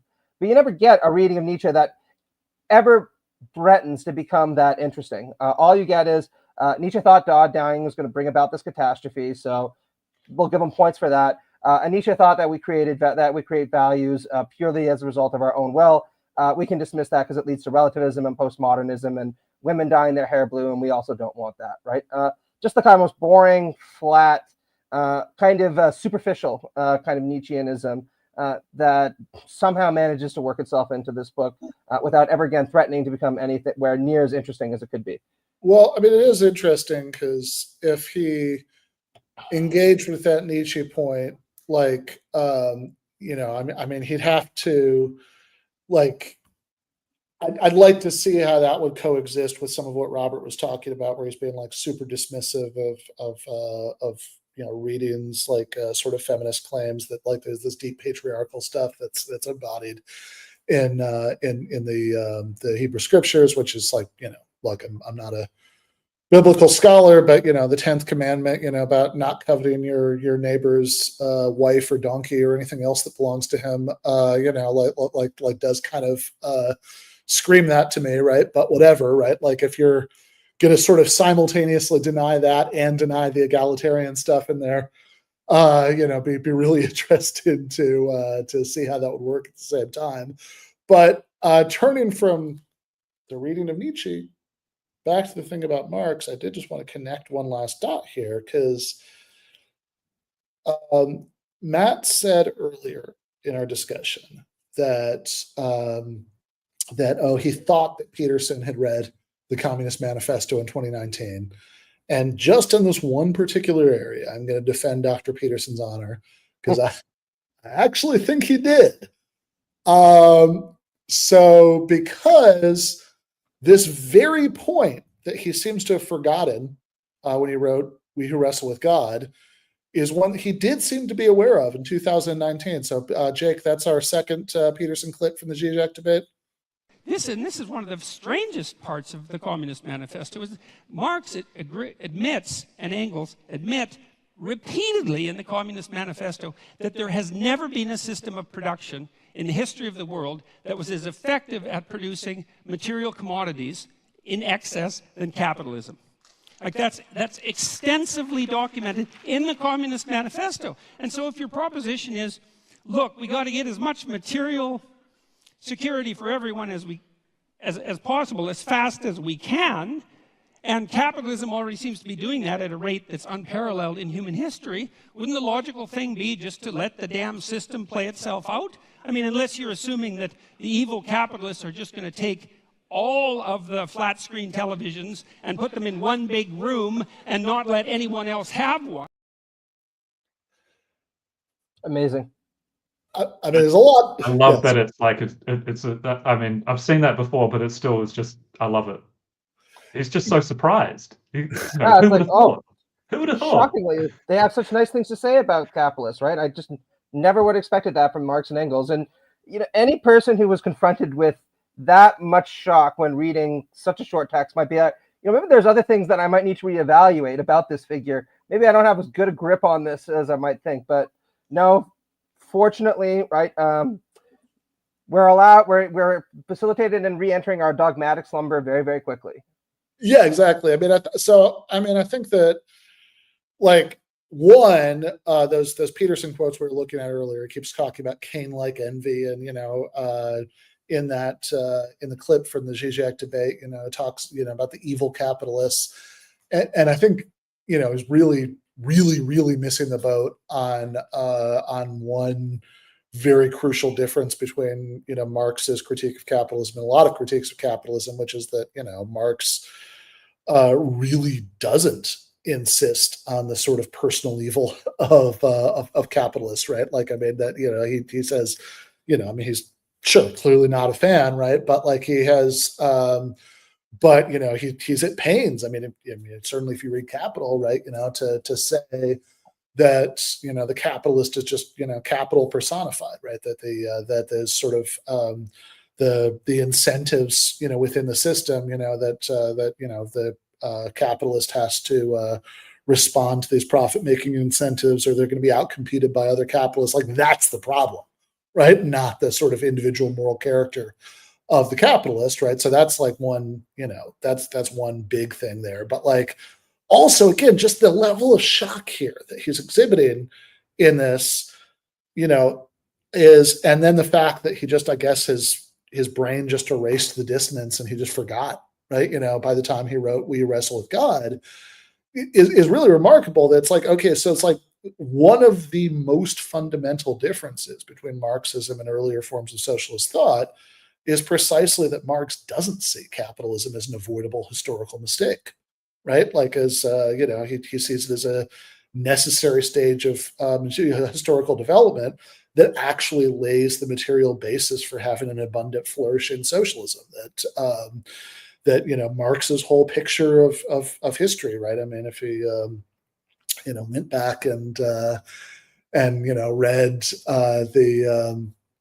the preface, right, where Marx talks about this, which would be like a couple pages, right? But like, it's in there, right? I mean, it's like the whole picture of history is that, what kind of relations of production you have, whether you have workers and capitalists, lords and serfs, slaves and slave owners, is itself downstream of the level of development of the forces of production. That one mode of production replaces another precisely because it's so much better at developing the forces of production than the one before it, and that capitalism is so good at it that for the first time in human history, it creates the possibility, if the workers sort of organize and collectively take over this machinery of producing abundance, it creates for the first time in human history the possibility of marrying abundance to egalitarianism, right? For having this socialism that's not just like hunter-gatherer bands where like things are pretty equal because there's not that much to go around, right? But like, is this kind of socialism that Marx thinks could lead to real human flourishing? Which, like, look, obviously, these are all hugely controversial, substantive views, tons of room to argue about them. But maybe it's not worth belaboring at this length, but it's just like, man, it's just so obvious that Peterson literally does not get that, right? It's like, oh, this is a weird admission he's making in the early pages of the Communist Manifesto. It's like, I mean, you think if it was an admission, he'd spend like pages and pages rhapsodizing about it with this like almost like prose poetry about, you know, the greater glories than the pyramids and the aqueducts and all this stuff. That sounds not like an admission, but like a central part of Marx's argument. Yeah, absolutely. And it's something that he almost tediously comes back to, right? As you pointed out when you were talking, at our talk in London, right?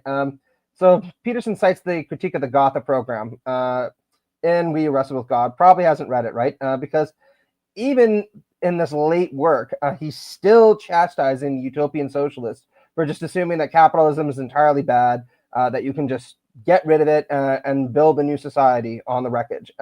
He continuously insists, no, right can only be as high as the mode of production that you live within at any given point. And even if there's a revolution and a transition to socialism, we're still going to need to keep many features of bourgeois right and many bourgeois institutions for a long period of time until we can reach the point where the means of production are so developed that we can advance the proletariat's interest under the banner of, from each according to his ability to each according his needs, which is another thing that Peterson cites in the book. So this is not a aberrance in Marx's work. It's something that he repeatedly returns to as something that's central to his whole worldview. And of course, as you point out, one can be critical of that. Sometimes I do wish that Marx was a little bit more prone to writing recipe books for the cookshops of the future, because I think that would have been a very helpful thing to do, right? But you have to admire the kind of unrelenting historicism and grounding in material reality that's a constant feature of so much of his writing. Yeah, well, look, as we're entering into the final chunk of our discussion, I do not want to get lost some of the other insane shit he says in this book. Jake, can we get the first of the three Peterson book quotes that Matt gave us? Let me see. I'm not going to try to do a Jordan Peterson impression. The widespread acceptance of sexual licentiousness in our culture, more accurately, its avid promotion, often commercial, has turned our young men into online sex addicts, pathetically mating with Tinkerbell, the porn fairy, and often unable to perform with real women. The provision of a veritable plenitude of pornography in its increasingly diverse, inclusive, and equitable forms. God, man, even here, got to sneak that in. Appears to be one of the major factors responsible for the radical decrease in actual sexual contact among young men and women. Its production and distribution in concert with the rise of the ethos making such things possible has destabilized the traditional family, increasingly leaving responsibility for children on the shoulders of women who take the path of single or unmarried motherhood or who fall into it motivated by accident. One consequence of that, the radically increased distrust between men and women described as inevitable earlier. Another, the demoralization, devastation, and all too frequently criminalization of a generation of fatherless children. Finally, although this is not an exhaustive analysis of the consequences, it has enabled the rise in pride and in sexual identity as the prime publicly displayed virtue instead of the absolutely deadly and eternal sin it is most truly. All right, there's a lot going on here, but just to start us off, what the fuck is going on with the Tinkerbell thing? Is there some kind of like extended Peter Pan metaphor here? What am I not getting? Yeah, he talks a lot about it in the book, right? How Tinkerbell guides Peter Pan and the other Lost Boys to an island where they never are compelled to grow up and where they can all give in to their decadent and hedonistic desires without bearing any kind of consequences. And as a reading of the Peter Pan story, maybe, I suppose. But the passage that you just read is really emblematic of what huge tracts of this book are like. And I'm not going to lie, it's a lot of Jordan Peterson, more than even his fans seem to be able to bear, if looking at some of the reviews is any indication. Because these kinds of passages will appear in sections that are supposed to be about an analysis of biblical texts. And they'll just start to riff and they'll start to extrapolate. Then all of a sudden, within a few pages, we're not talking about poor Jonah or poor Moses or poor Abel any longer, let alone Abraham. We're talking about Tinkerbell, the porn fairy, the different ways sexual licentiousness has destroyed society, and why pride, that most terrible of festivities, is emblematic of everything that's wrong with our society today. And don't get me wrong, everybody's books are stamped by their personality, and I don't think there's anything wrong with trying to demonstrate the relevance of Old Testament stories to the contemporary era by drawing moral lessons from them and applying them in the present day. But my God, does he lose the plot an awful lot. And there's just enormous sections of the book where I'm like, I don't fucking want to hear about Terminator 2 any longer. I don't want to fucking hear about another Joker analogy. I just want you to get back to fucking talking about Abraham, who for all accounts sounds like a pretty interesting guy. You know, he led a life of rich adventure, as you yourself point out. So let's hear more about him and less about your own neurotic fixations for a few minutes. I love that. I think one of the things that I'd add to this is when he goes on his riffing about Gen AI, which you know, which is like, I mean, and again, actually, this is a topic that I'm kind of tangentially interested in terms of like transhumanism and AI and theology and those sorts of questions, right? Yeah. But man, he goes at it in this typical Peterson kind of way. So he like moralizes it. So and he reacts to it. So again, rather than kind of approaching it in this sort of ambiguous way where, you know, there might be some ambivalence to Gen AI. It might have its useful aspects. It might have its potentially destructive aspects or whatever. It's just demonic. I got a good example here where he this is in one of the footnotes where he types in to ChatGPT. He asks the question. Yeah, I remember that one. Yeah. Tell me about the biblical role and characterization of the Canaanites. Okay, and you know, and this is like the level that he does actually do his research. Like, I mean, the amount of times that Wikipedia is cited through the book as an authoritative source is seriously embarrassing. But anyway, so he types it into ChatGPT and then he quotes what ChatGPT comes back with, and I'll read it out very quickly. It's worth noting that the biblical depiction. So this is ChatGPT. It's worth noting that the biblical depiction of the Canaanites has been subject to criticism and revision, with some scholars arguing that the portrayal is biased and reflects the political and theological concerns of Israelite writers. Okay, that's the kind of generic, banal statement, which is also true. Like, of course, a text reflects the ideology and theological concerns of its authors, right? This is his response straight after. It is impossible for anyone sensible to read such self-serving, self-aggrandizing, pathetic nonsense, brackets, machine-generated or otherwise, in brackets, without feeling great shame for the crime of merely being human. I'm like, what kind of overreaction is that? And also, he's reacting to ChatGPT, like he's getting angry with it as if it's a person. Oh no, I remember that. It's self-aggrandizing. I'm pretty sure that like this literally mindless algorithm is not self-aggrandizing. Yeah, right? Like, what?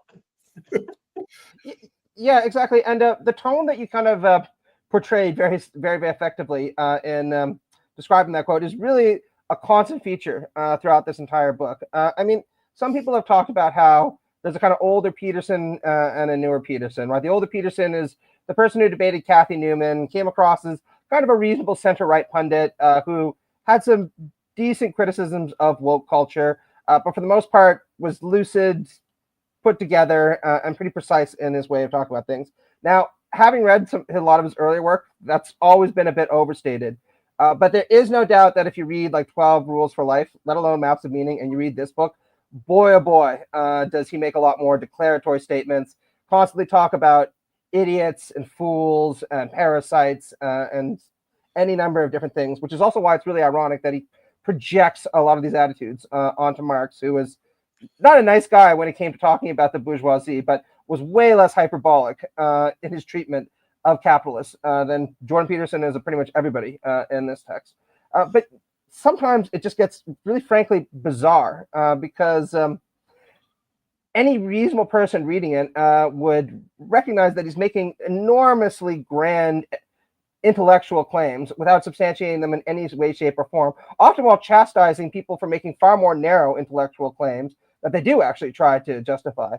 Just to give kind of one paraphrase, I know you're a big fan of Richard Rorty, Ben. I was talking to my buddy Chad about this just a few days ago, right? So Richard Rorty had a real talent for making extraordinarily bold claims and writing in a way that made them sound commonsensical. So for about a day, you would kind of entertain them before you'd be like, the fuck are you actually talking about? Probably my favorite example of this was Rorty at one point almost convinced half our graduate seminar that people don't have individual minds, that there's just a kind of collective mind, since we all share a kind of semantic heritage. And he wrote in such a nice, clean, lucid way, you're like, okay, maybe, and then moved on. But Peterson in this book tries to defend a kind of pragmatic approach to epistemology, usually when he's trying to militate against rationalists, materialists, and atheists, and all the other types, right? And at one point in a single page, he's like, listen, if something is psychologically valuable for you to believe, isn't that about as good as saying it's necessary for you to believe it?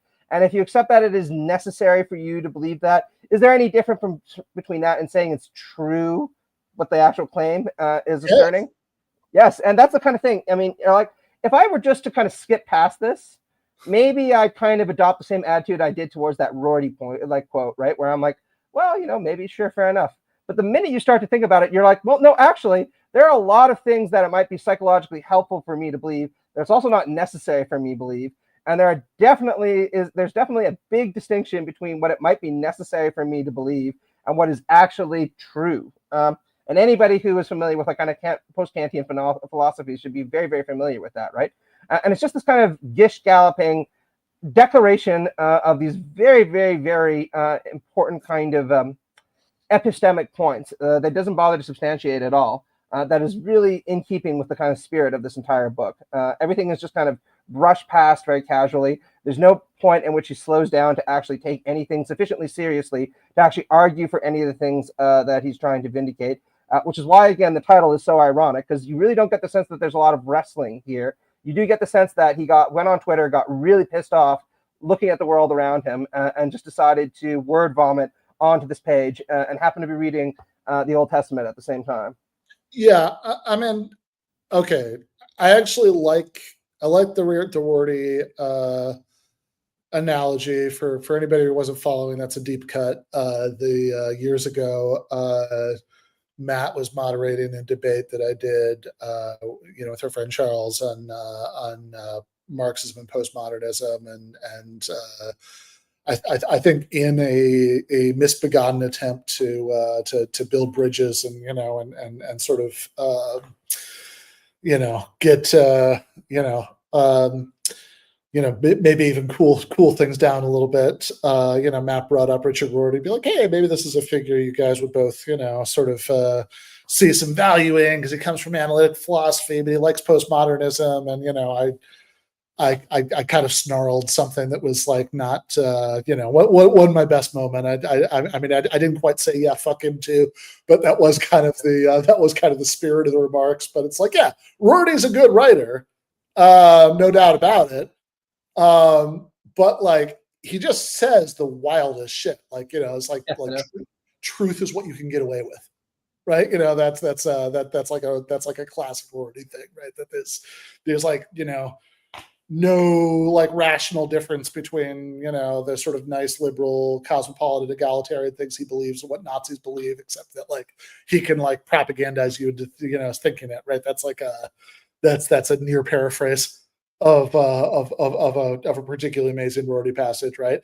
And I think in that same way, for a lot of people, Peterson has historically been somebody who's able to be like make things sound reasonable is the right word, but it's like, yeah, that they're like well considered and like insightful, right? Like that just one of the, I mean, it's riffing on this, one of the things that I really noticed through this book, I mean, I've seen him in videos where he does this as well, but where he'll make kind of banal or not like just insights that aren't really insightful at all, but he'll couch them in this rhetoric of this is just profound. And I think it helps when he'll say it about a biblical text. So he'll say, he'll point to some detail in the biblical text, and then he'll say, this is so profound, like we've got the logos at the heart of creation or something like this. This is just profound. And it's like, well, is it? Like, I mean, so there's a lot of hyperbole there where he's couching often, and he doesn't unpack them. And I think more to Matt's point earlier, like about that question of truth. I think early in the book, and I don't know if this is what you were referring to or not, but he's discussing one of these biblical texts, and then he kind of comes to this thing, he asks himself the question, is it true? And then he kind of gives a non-answer where he's like, what is truth? Or what, and it's like, okay, yeah, but what? And again, that was the Gish-Gallopin sequence of like observations, right? That I was talking about. Right. And it's like, yeah, sure, but like you're not actually being profound here. Like this is not profound. And I thought here, this is part of that slippage between his allegorizing and the literal. So, and medieval exegetes could quite readily distinguish between these different levels of interpretation and of generating meaning, and what the consequences of that level of interpretation might mean. So if you're making allegorical claims about the text, you are not making literal claims about the text. Whereas I think that he's kind of conflating these things. He's saying, no, but this is the meaning of the text. This is the true insight. And you see this again and again when he, as I've said, like downplays aspects of historical context. So he says, I think when he's talking about the Tower of Babel story, he quite rightly puts it in this context of Babylonian. There's a bit of a play on words here, Babel, Babylonian, whatever. And he sort of says, even if it was about that specific empire, it wasn't really. What it was really about is like this universal tyranny of postmodern neo-Marxists or whatever, so. That's like the thing that makes sense to the text is not of concern to him. Yeah, the thing that makes sense to him, the thing that like jives with his concerns is obvious like meaning. Just the thing that it means. Yeah. Well, right. I think I have an explanation for that, right? I mean, what really came through in this book, far more pronouncedly than any of his other books, is that he is a pragmatist, right? But in his heart of heart, he's really an idealist, right? In the full pejorative sense with which Marxists would use that term. I mean, he often asserts that beliefs make the world, and sometimes he insists that these kind of archetypal beliefs are more real than the actual material things that the world consists of. So people have made a lot of fun of his debate with Richard Dawkins, where he starts to try to convince Dawkins that dragons are real. And Dawkins is just having none of that. By the way, that debate reappears in this book on numerous occasions, right, where he uses Dawkins as his favorite whipping boy for materialism and relativism. But you can kind of understand where he's coming from, which is not to say I agree with it at all, right? Because if you are of the conviction that really these kinds of archetypal entities that are symbolically overdetermined are more real, or at least we need to treat them as more real in order to understand the world, then you could say, like, well, look, a dragon is more real than an actual lizard because a lizard is just one particular thing in the world that doesn't have an awful lot of meaning to you or me because you're only going to encounter it once, whereas you will encounter many symbolic dragons over the course of your existence. And something similar can be said of how you'll interpret biblical scripture, right? Whether or not the actual existing city of Babylon isn't really all that interesting because it's historically past right now, right? Whether or not the actual story of Exodus occurred, not all that intriguing, right? And even, trying to interpret that hermeneutically, as it would have meaning for the people who originally wrote those texts is not all that significant. But kind of extrapolating these universal archetypal themes from it and then treating them as though they are really real, that's something that he sees as a worthwhile project. And to me, the biggest problem with that is none of this is intellectually substantiated in any kind of meaningful way, right? I mean, if you're going to try to make the case that these kinds of overdetermined archetypal symbols are more real than actual existing things, then boy, oh boy, oh boy, would you need to go through a very philosophically careful and rigorous process to try to prove that. And to be fair, there are some people who have tried, right? I've seen various Hegelian thinkers, including conservative Hegelian thinkers, who've attempted to do just that. But in Peterson's case, the best that you get is kind of, again, this gish-galloping, quasi-Rortian argument of, if it's useful for you to believe that, then you can treat it as necessary to believe that. And if it's necessary to believe that, then you might as well just act as though it is true, capital T, truth. Well, I mean, I gotta say, I actually remember, I think the first time, I didn't watch it, I listened to the audio podcast, but the first time I heard Peterson, at least for an extended period of time, I think was 2018, when he was on Sam Harris's podcast. So I'd heard about this, and I ended up checking it out. I was so curious. And I've got to say, right, I think my record is I have a long and unblemished record of disliking Sam Harris, but I've never felt as much sympathy for him as I felt. I don't even like Richard Dawkins, and like reading this book, I was kind of like, man, all of a sudden I'm like a God delusion person. I'm sitting there being like, trying to give the selfish gene a second look, like just especially because Dawkins can't respond in this text, and it's very clear that Peterson is way more fixated on Dawkins than than inverse. So just the fact that we have to interrupt again our story about Jonah to just prod at him a little bit, it's very, very bizarre. Yeah, I mean, and the okay, because in this conversation, basically, it turned into Peterson went on the show because he wanted to. I think mostly so he could rant about C-16. This is back when all that was going on, right? Which for anybody who's forgotten that, you've lived your life better than I have because I'm never going to forget all this. But is this bill to extend Canada's pre-existing human rights law to add gender identity as one of the protected categories, which is really much more about employment and housing discrimination, obvious shit like that, than it is anything that Peterson was talking about. He had free speech concerns, which I've also never understood why, if that was really the concern, he couldn't say, well, we should just amend this to clarify that, not let's just not do this at all, right? Like trans people in Canada shouldn't have any protection against employment housing, discrimination, right? But whatever, put all that aside, right? So he came in, he was convinced that, I don't know, he was going to go to pronoun prison, so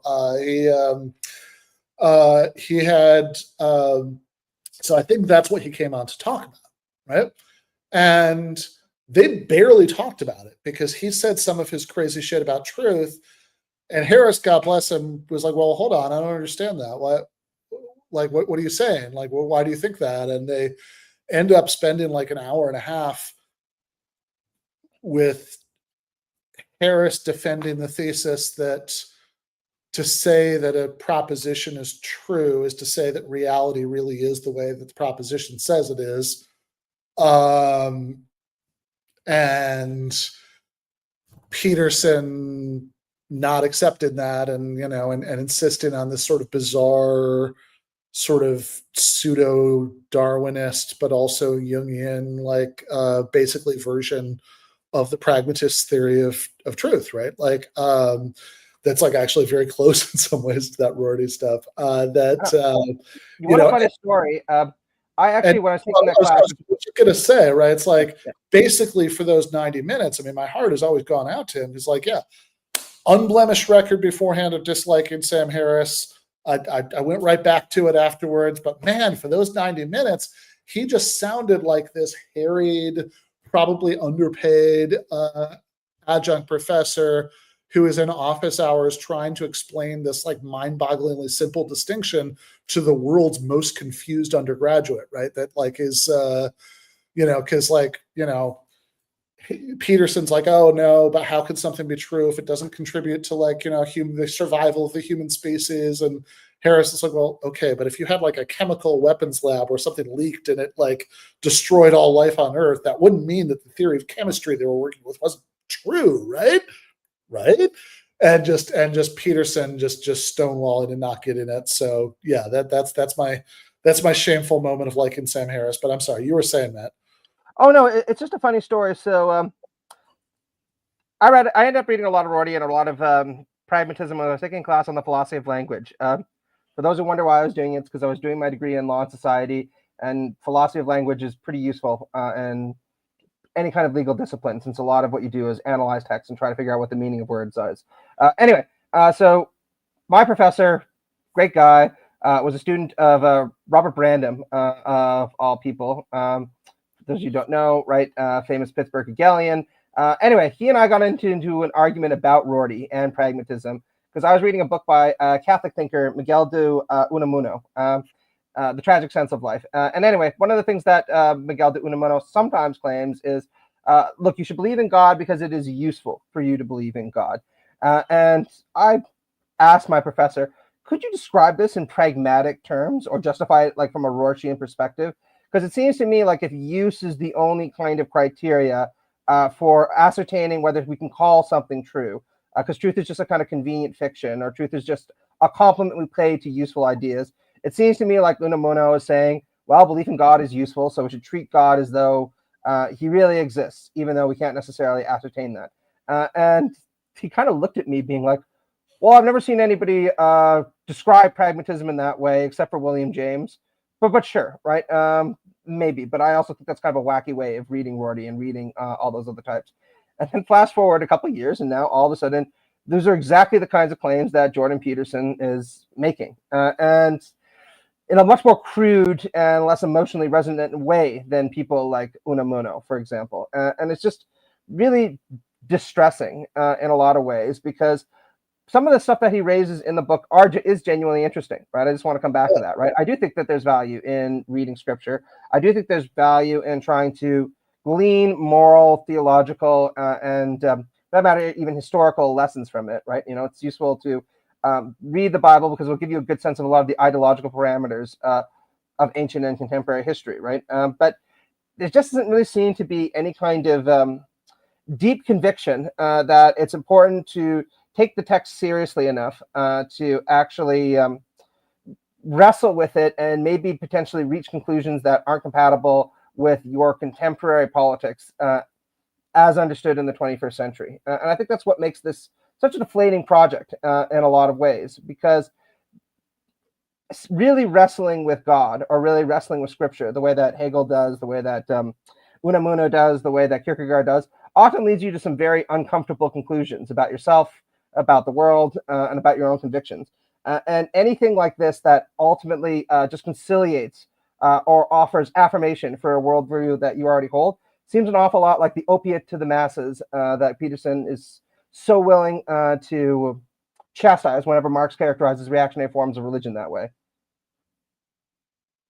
Yeah, I mean, I would just say, so I know we're way over time. We should start wrapping up, but because we did talk about it, right? Like I think that, okay, Peterson, I do in a certain sense think that there are two Petersons. I mean, I also agree with you, there kind of aren't, right? It's but like, look, I was a great disparager of Jordan Peterson in 2019. I thought he was full of shit then. But there is at least a big difference in the presentation of Peterson in 2019 versus Peterson now, right? Like, yeah, it was obvious that like the sort of main themes that he was promoting, politically were, very reactionary, no doubt about that, right? But like the way he was presenting it was like somewhat above the fray of day-to-day political struggle. Like he was asking, sort of more fundamental questions, or that seemed to be what more preoccupied him, right? Like there's even like a classic Peterson clip where he's going on about, he's getting the whole history of, Marxism and postmodernism totally wrong. And he's saying all of his like stuff about, equality of opportunity is good and equality of outcome sucks and all that. Right. So it's like, I don't like the content of any of what he says in this clip. Right. But like in this classic clip, like he feels the need to start out by being like, well, here's how the right can go wrong. And here's how the left can go wrong. Like he says a lot of stuff like that because the sort of affect he was going for is he's this sage who's like really thought about all this stuff, and he's like come down from the mountaintop to like tell you all about it, right? So like it was kind of integral to that persona that he's like a little bit above the fray. Like now I think post Serbia, right?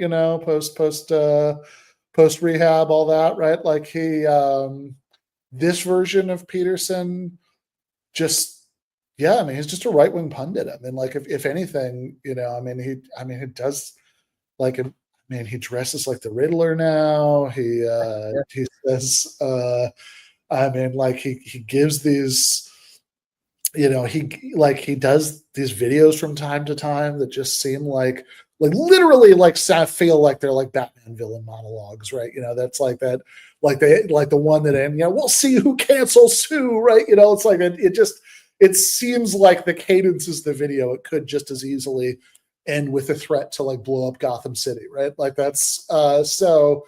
And in that, right? I mean, like, look, he's working for the Daily Wire now, right? Like he's just there's just no pretense whatsoever to not just being like a straightforward partisan actor.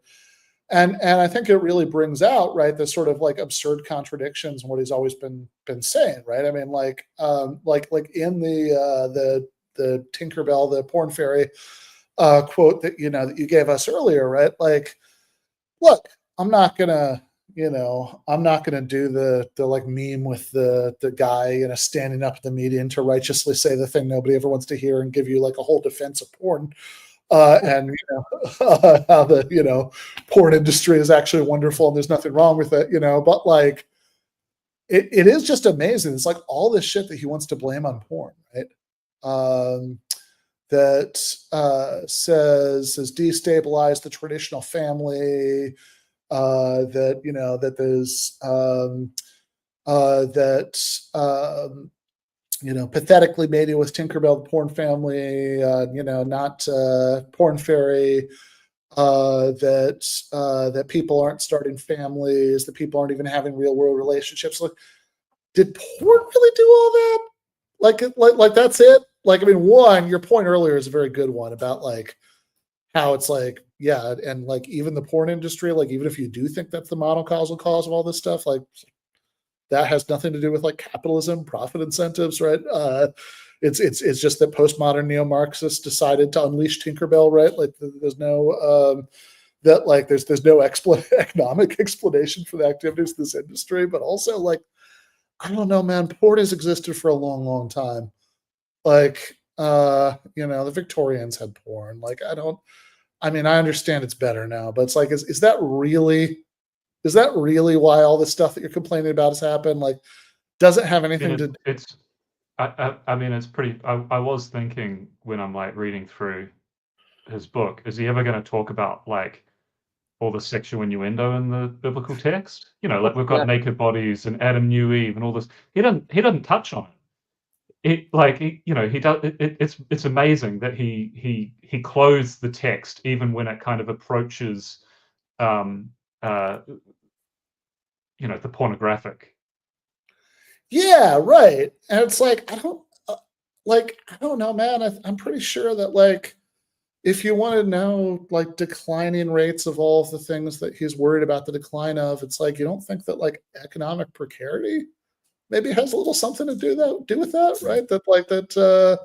That's like, yeah, if people are like miserable and financially stressed out, and that's driving an Uber at night after their other shitty job, that they're less likely to meet people in real life, that they or like that. But it cuts against his simplistic worldview, because it would be to suggest that social conditions create those situations. But these are the kinds of analyses of, say, some of the rape narratives in the Hebrew Bible, where the handmaiden stuff, or all the, like, if you're not analyzing that in terms of the social conditions of an ancient society where marginal women are put into these in this men's world of, and they're treated as property or as for their sole function of producing children for men, etc. Like, what have you got to say? You can't see all of that, and you can't see it there, and you can't see it in today's society either. Yeah, and it's weird too, because one of his primary reference points in the text is Milton's Paradise Lost, which is genuinely a fascinating poem, right? Now, there's no doubt that Milton is a pretty convinced Christian, right? Who endorses a pretty conventional Christian morality at the end of the text. But one of the things that's really interesting about it, that a lot of commentators have pointed out, is that there is an awful lot of sympathy, not just for Satan, but also for Eve and the decisions that she makes in Paradise Lost, because she's often implied to be bored with Adam. Adam is not intellectually stimulating. Adam more or less just wants to relish in his own primitiveness, inhabiting the garden. So when the serpent comes along, tempting and coaxing Eve, one of the reasons why he's willing to coax Eve rather than Adam is precisely because Eve seems to be a lot smarter than Adam. And so he knows that this temptation of intellectual knowledge will be an awful lot more appealing to her than the kind of uber bro Adam who will more or less just be like, nah, bro, I'm pretty happy with the way things are, right? And God told me not to do it, so let's not. And that's a very interesting kind of suggestion to make about the mother of humanity, right? That also incorporates a kind of quasi-feminist critique of the patriarchal relations that were established in the Garden of Eden that, again, a lot of people have commented on who are more sympathetic to Milton than others. And the book never really approximates anything that's as interesting as a reading like that, because everything has to be kind of flatly one-dimensional and moralistic. But I just wanted to kind of get at the point you're making, Ben, about economic relations. I think, again, a lot of this emerges because of his idealist, pragmatist worldview and this tendency to take a kind of moralistic, archetypal reality to be more real than the real world for granted. Because if you were to actually look at material reality or approach material reality dialectically the way that Marx does, you probably would have to say, look, the economic incentives, not to mention the kind of biological inclinations that buttress the porn industry, are going to require real changes to relations of production, if you want to call it that. And a lot of good Marxist feminists have pointed this out when they're critical of pornography, right? You're going to need to get rid of the incentive structures to create pornography in order to prevent it from being created, if that's what you so want. But Peterson never wants to go down that road because that would suggest that really the problem is systemic a lot more than it is individualistic, right? Because if we're going to get rid of porn, then we need to enact these kinds of system-wide or structural changes. It's a lot easier to sit there and suggest that either the problem is with individuals choosing to indulge in pornography, or it's these very archetypal, mythological, moral principles that are battling each other out in the cosmic realm. And our job is just to conform to whichever one happens to be appealing to our psyches. But we can't change or alter the fundamental dynamic of this confrontation through any kind of structural change. It's always going to be with us. So the best thing to do is to try to fight it out in each individual soul, while more or less leaving the world completely the way that it is. And when Marxists consistently criticize idealists for this regressive attitude they take towards the world, the kind of funny thing is the archetypal figure that we should be pointing to right now is Jordan Peterson, because he embodies all the worst characteristics of this kind of idealist tradition that Marxists have been skeptical and critical of for generations now. Yeah, and I'd also just point out, like, really concretely on the question of the, like,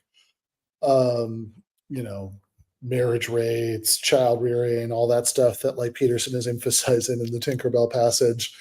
Like, we do actually have data about this, right? I mean, like, if you want to know, like, why people, who want to get married aren't getting married, or, people who have considered having children don't have children, like you can just ask them, right? They're polls, right? And if you look at that data, like, nobody ever says because I like porn too much, right? Like it's like the people, like, for example, right? I mean, the New York Times did one a few years ago. They asked people who either didn't have any kids at all, but who wanted to, why they didn't, or, people who had fewer than they might have liked, and they're allowed to select, possible reasons. Like, all the top reasons are like 64%, childcare is too expensive, right?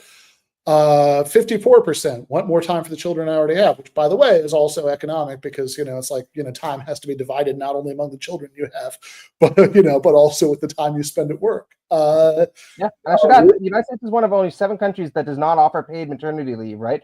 And that might very well be a reason why a lot of people wouldn't want to have kids, right? Who wants to have a kid and then just immediately get thrown back into the workplace? No paid leave, 38%. Not enough paid family leave, 39%.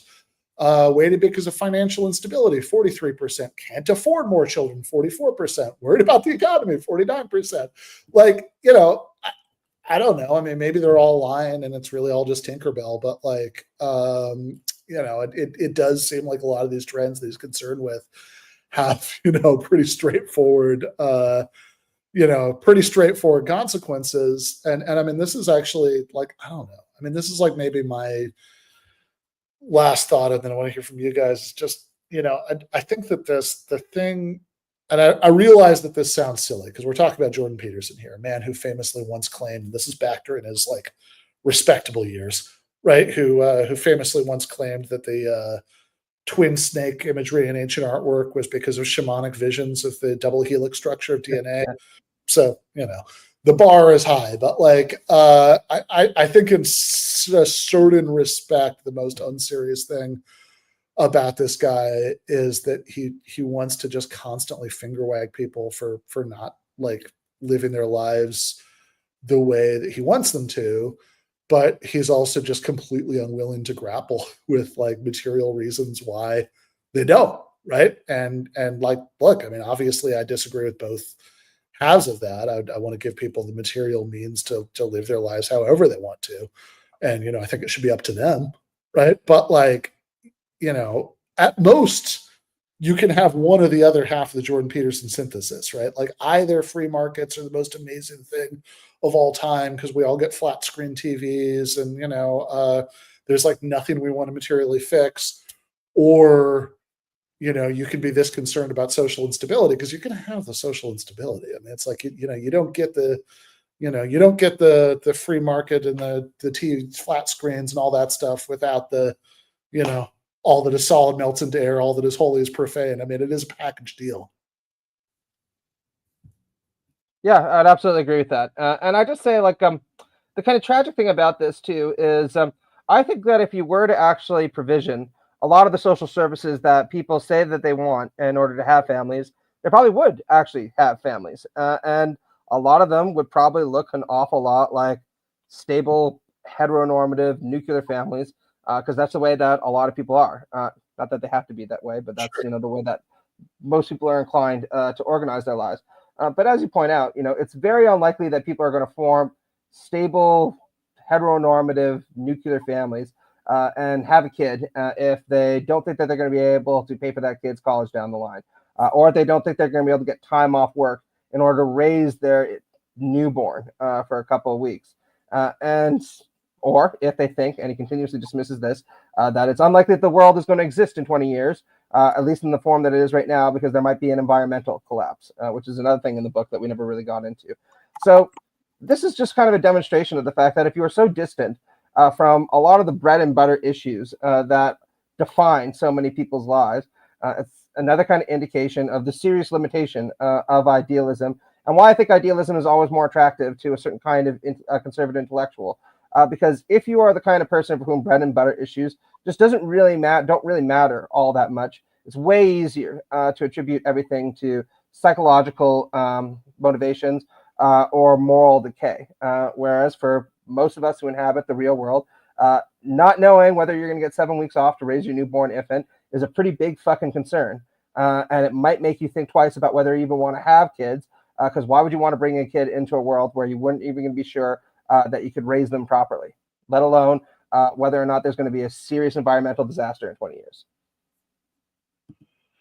Yeah. All right. Well, with that, Robert, can you give us a little preview of coming interactions? I know that you were interested in, exploring something that we weren't able to get into today, but we will definitely put on the agenda for next year, which is that before he came out with this book, Peterson did this whole series on the Gospels, and this is wading in your pond, and I know you have thoughts about this. It's I've started watching this. I'm actually not clear how new it is. I feel like it's pretty recent. This I'm seeing it as a kind of an Advent study. That and it's just weird, man. It's like, it's similar to his previous Bible studies of Genesis and Exodus and things. He's got a bunch of conservative non-specialists. So even the academics who he's got around the table are not specialists of the Gospels. And of course, this is my primary area, is looking at the Gospels, looking at the historical Jesus. And the thing that I immediately noticed that he does, which I really, I'll be grateful if we can get into this next time and explore this in depth, is the way that he harmonizes the text. He literally calls this study the Gospels, and yet he uses this text which brings the four Gospels, the four canonical Gospels, into one mega Gospel. And one of the hilarious things that it does is it ends up pissing off some of the people on the panel itself, who, and I think more for the not so much for the reason that they don't agree with Peterson's worldview or whatever, more so that they can't kind of find the chapter and verse that they're used to and what have you. But it has a whole number of other kind of consequences and ramifications in terms of the way that he doesn't explore the richness of the text and the tensions between different gospels and that kind of stuff. Nice. Well, looking forward to that. We'll definitely do that episode next year. Thank you, guys. We've got Deep State Kuba waiting in the wings to join us in the post game for patrons. So if you are a patron, you should already have the link for that with a hilariously inaccurate start time because this was so interesting that we went way over. But if you are not, I don't know what you're doing with your life, but there's no time like the present to correct course. Patreon.com/Ben Burgis. And as I said, we'll try to pre-record some stuff in the next couple of weeks, next week or so. So while we're on break, you guys can have some new content, but then we will be back in January. So thanks everybody for watching. Thank you, Robert and Matt, for joining us tonight. Left is best. Left is best.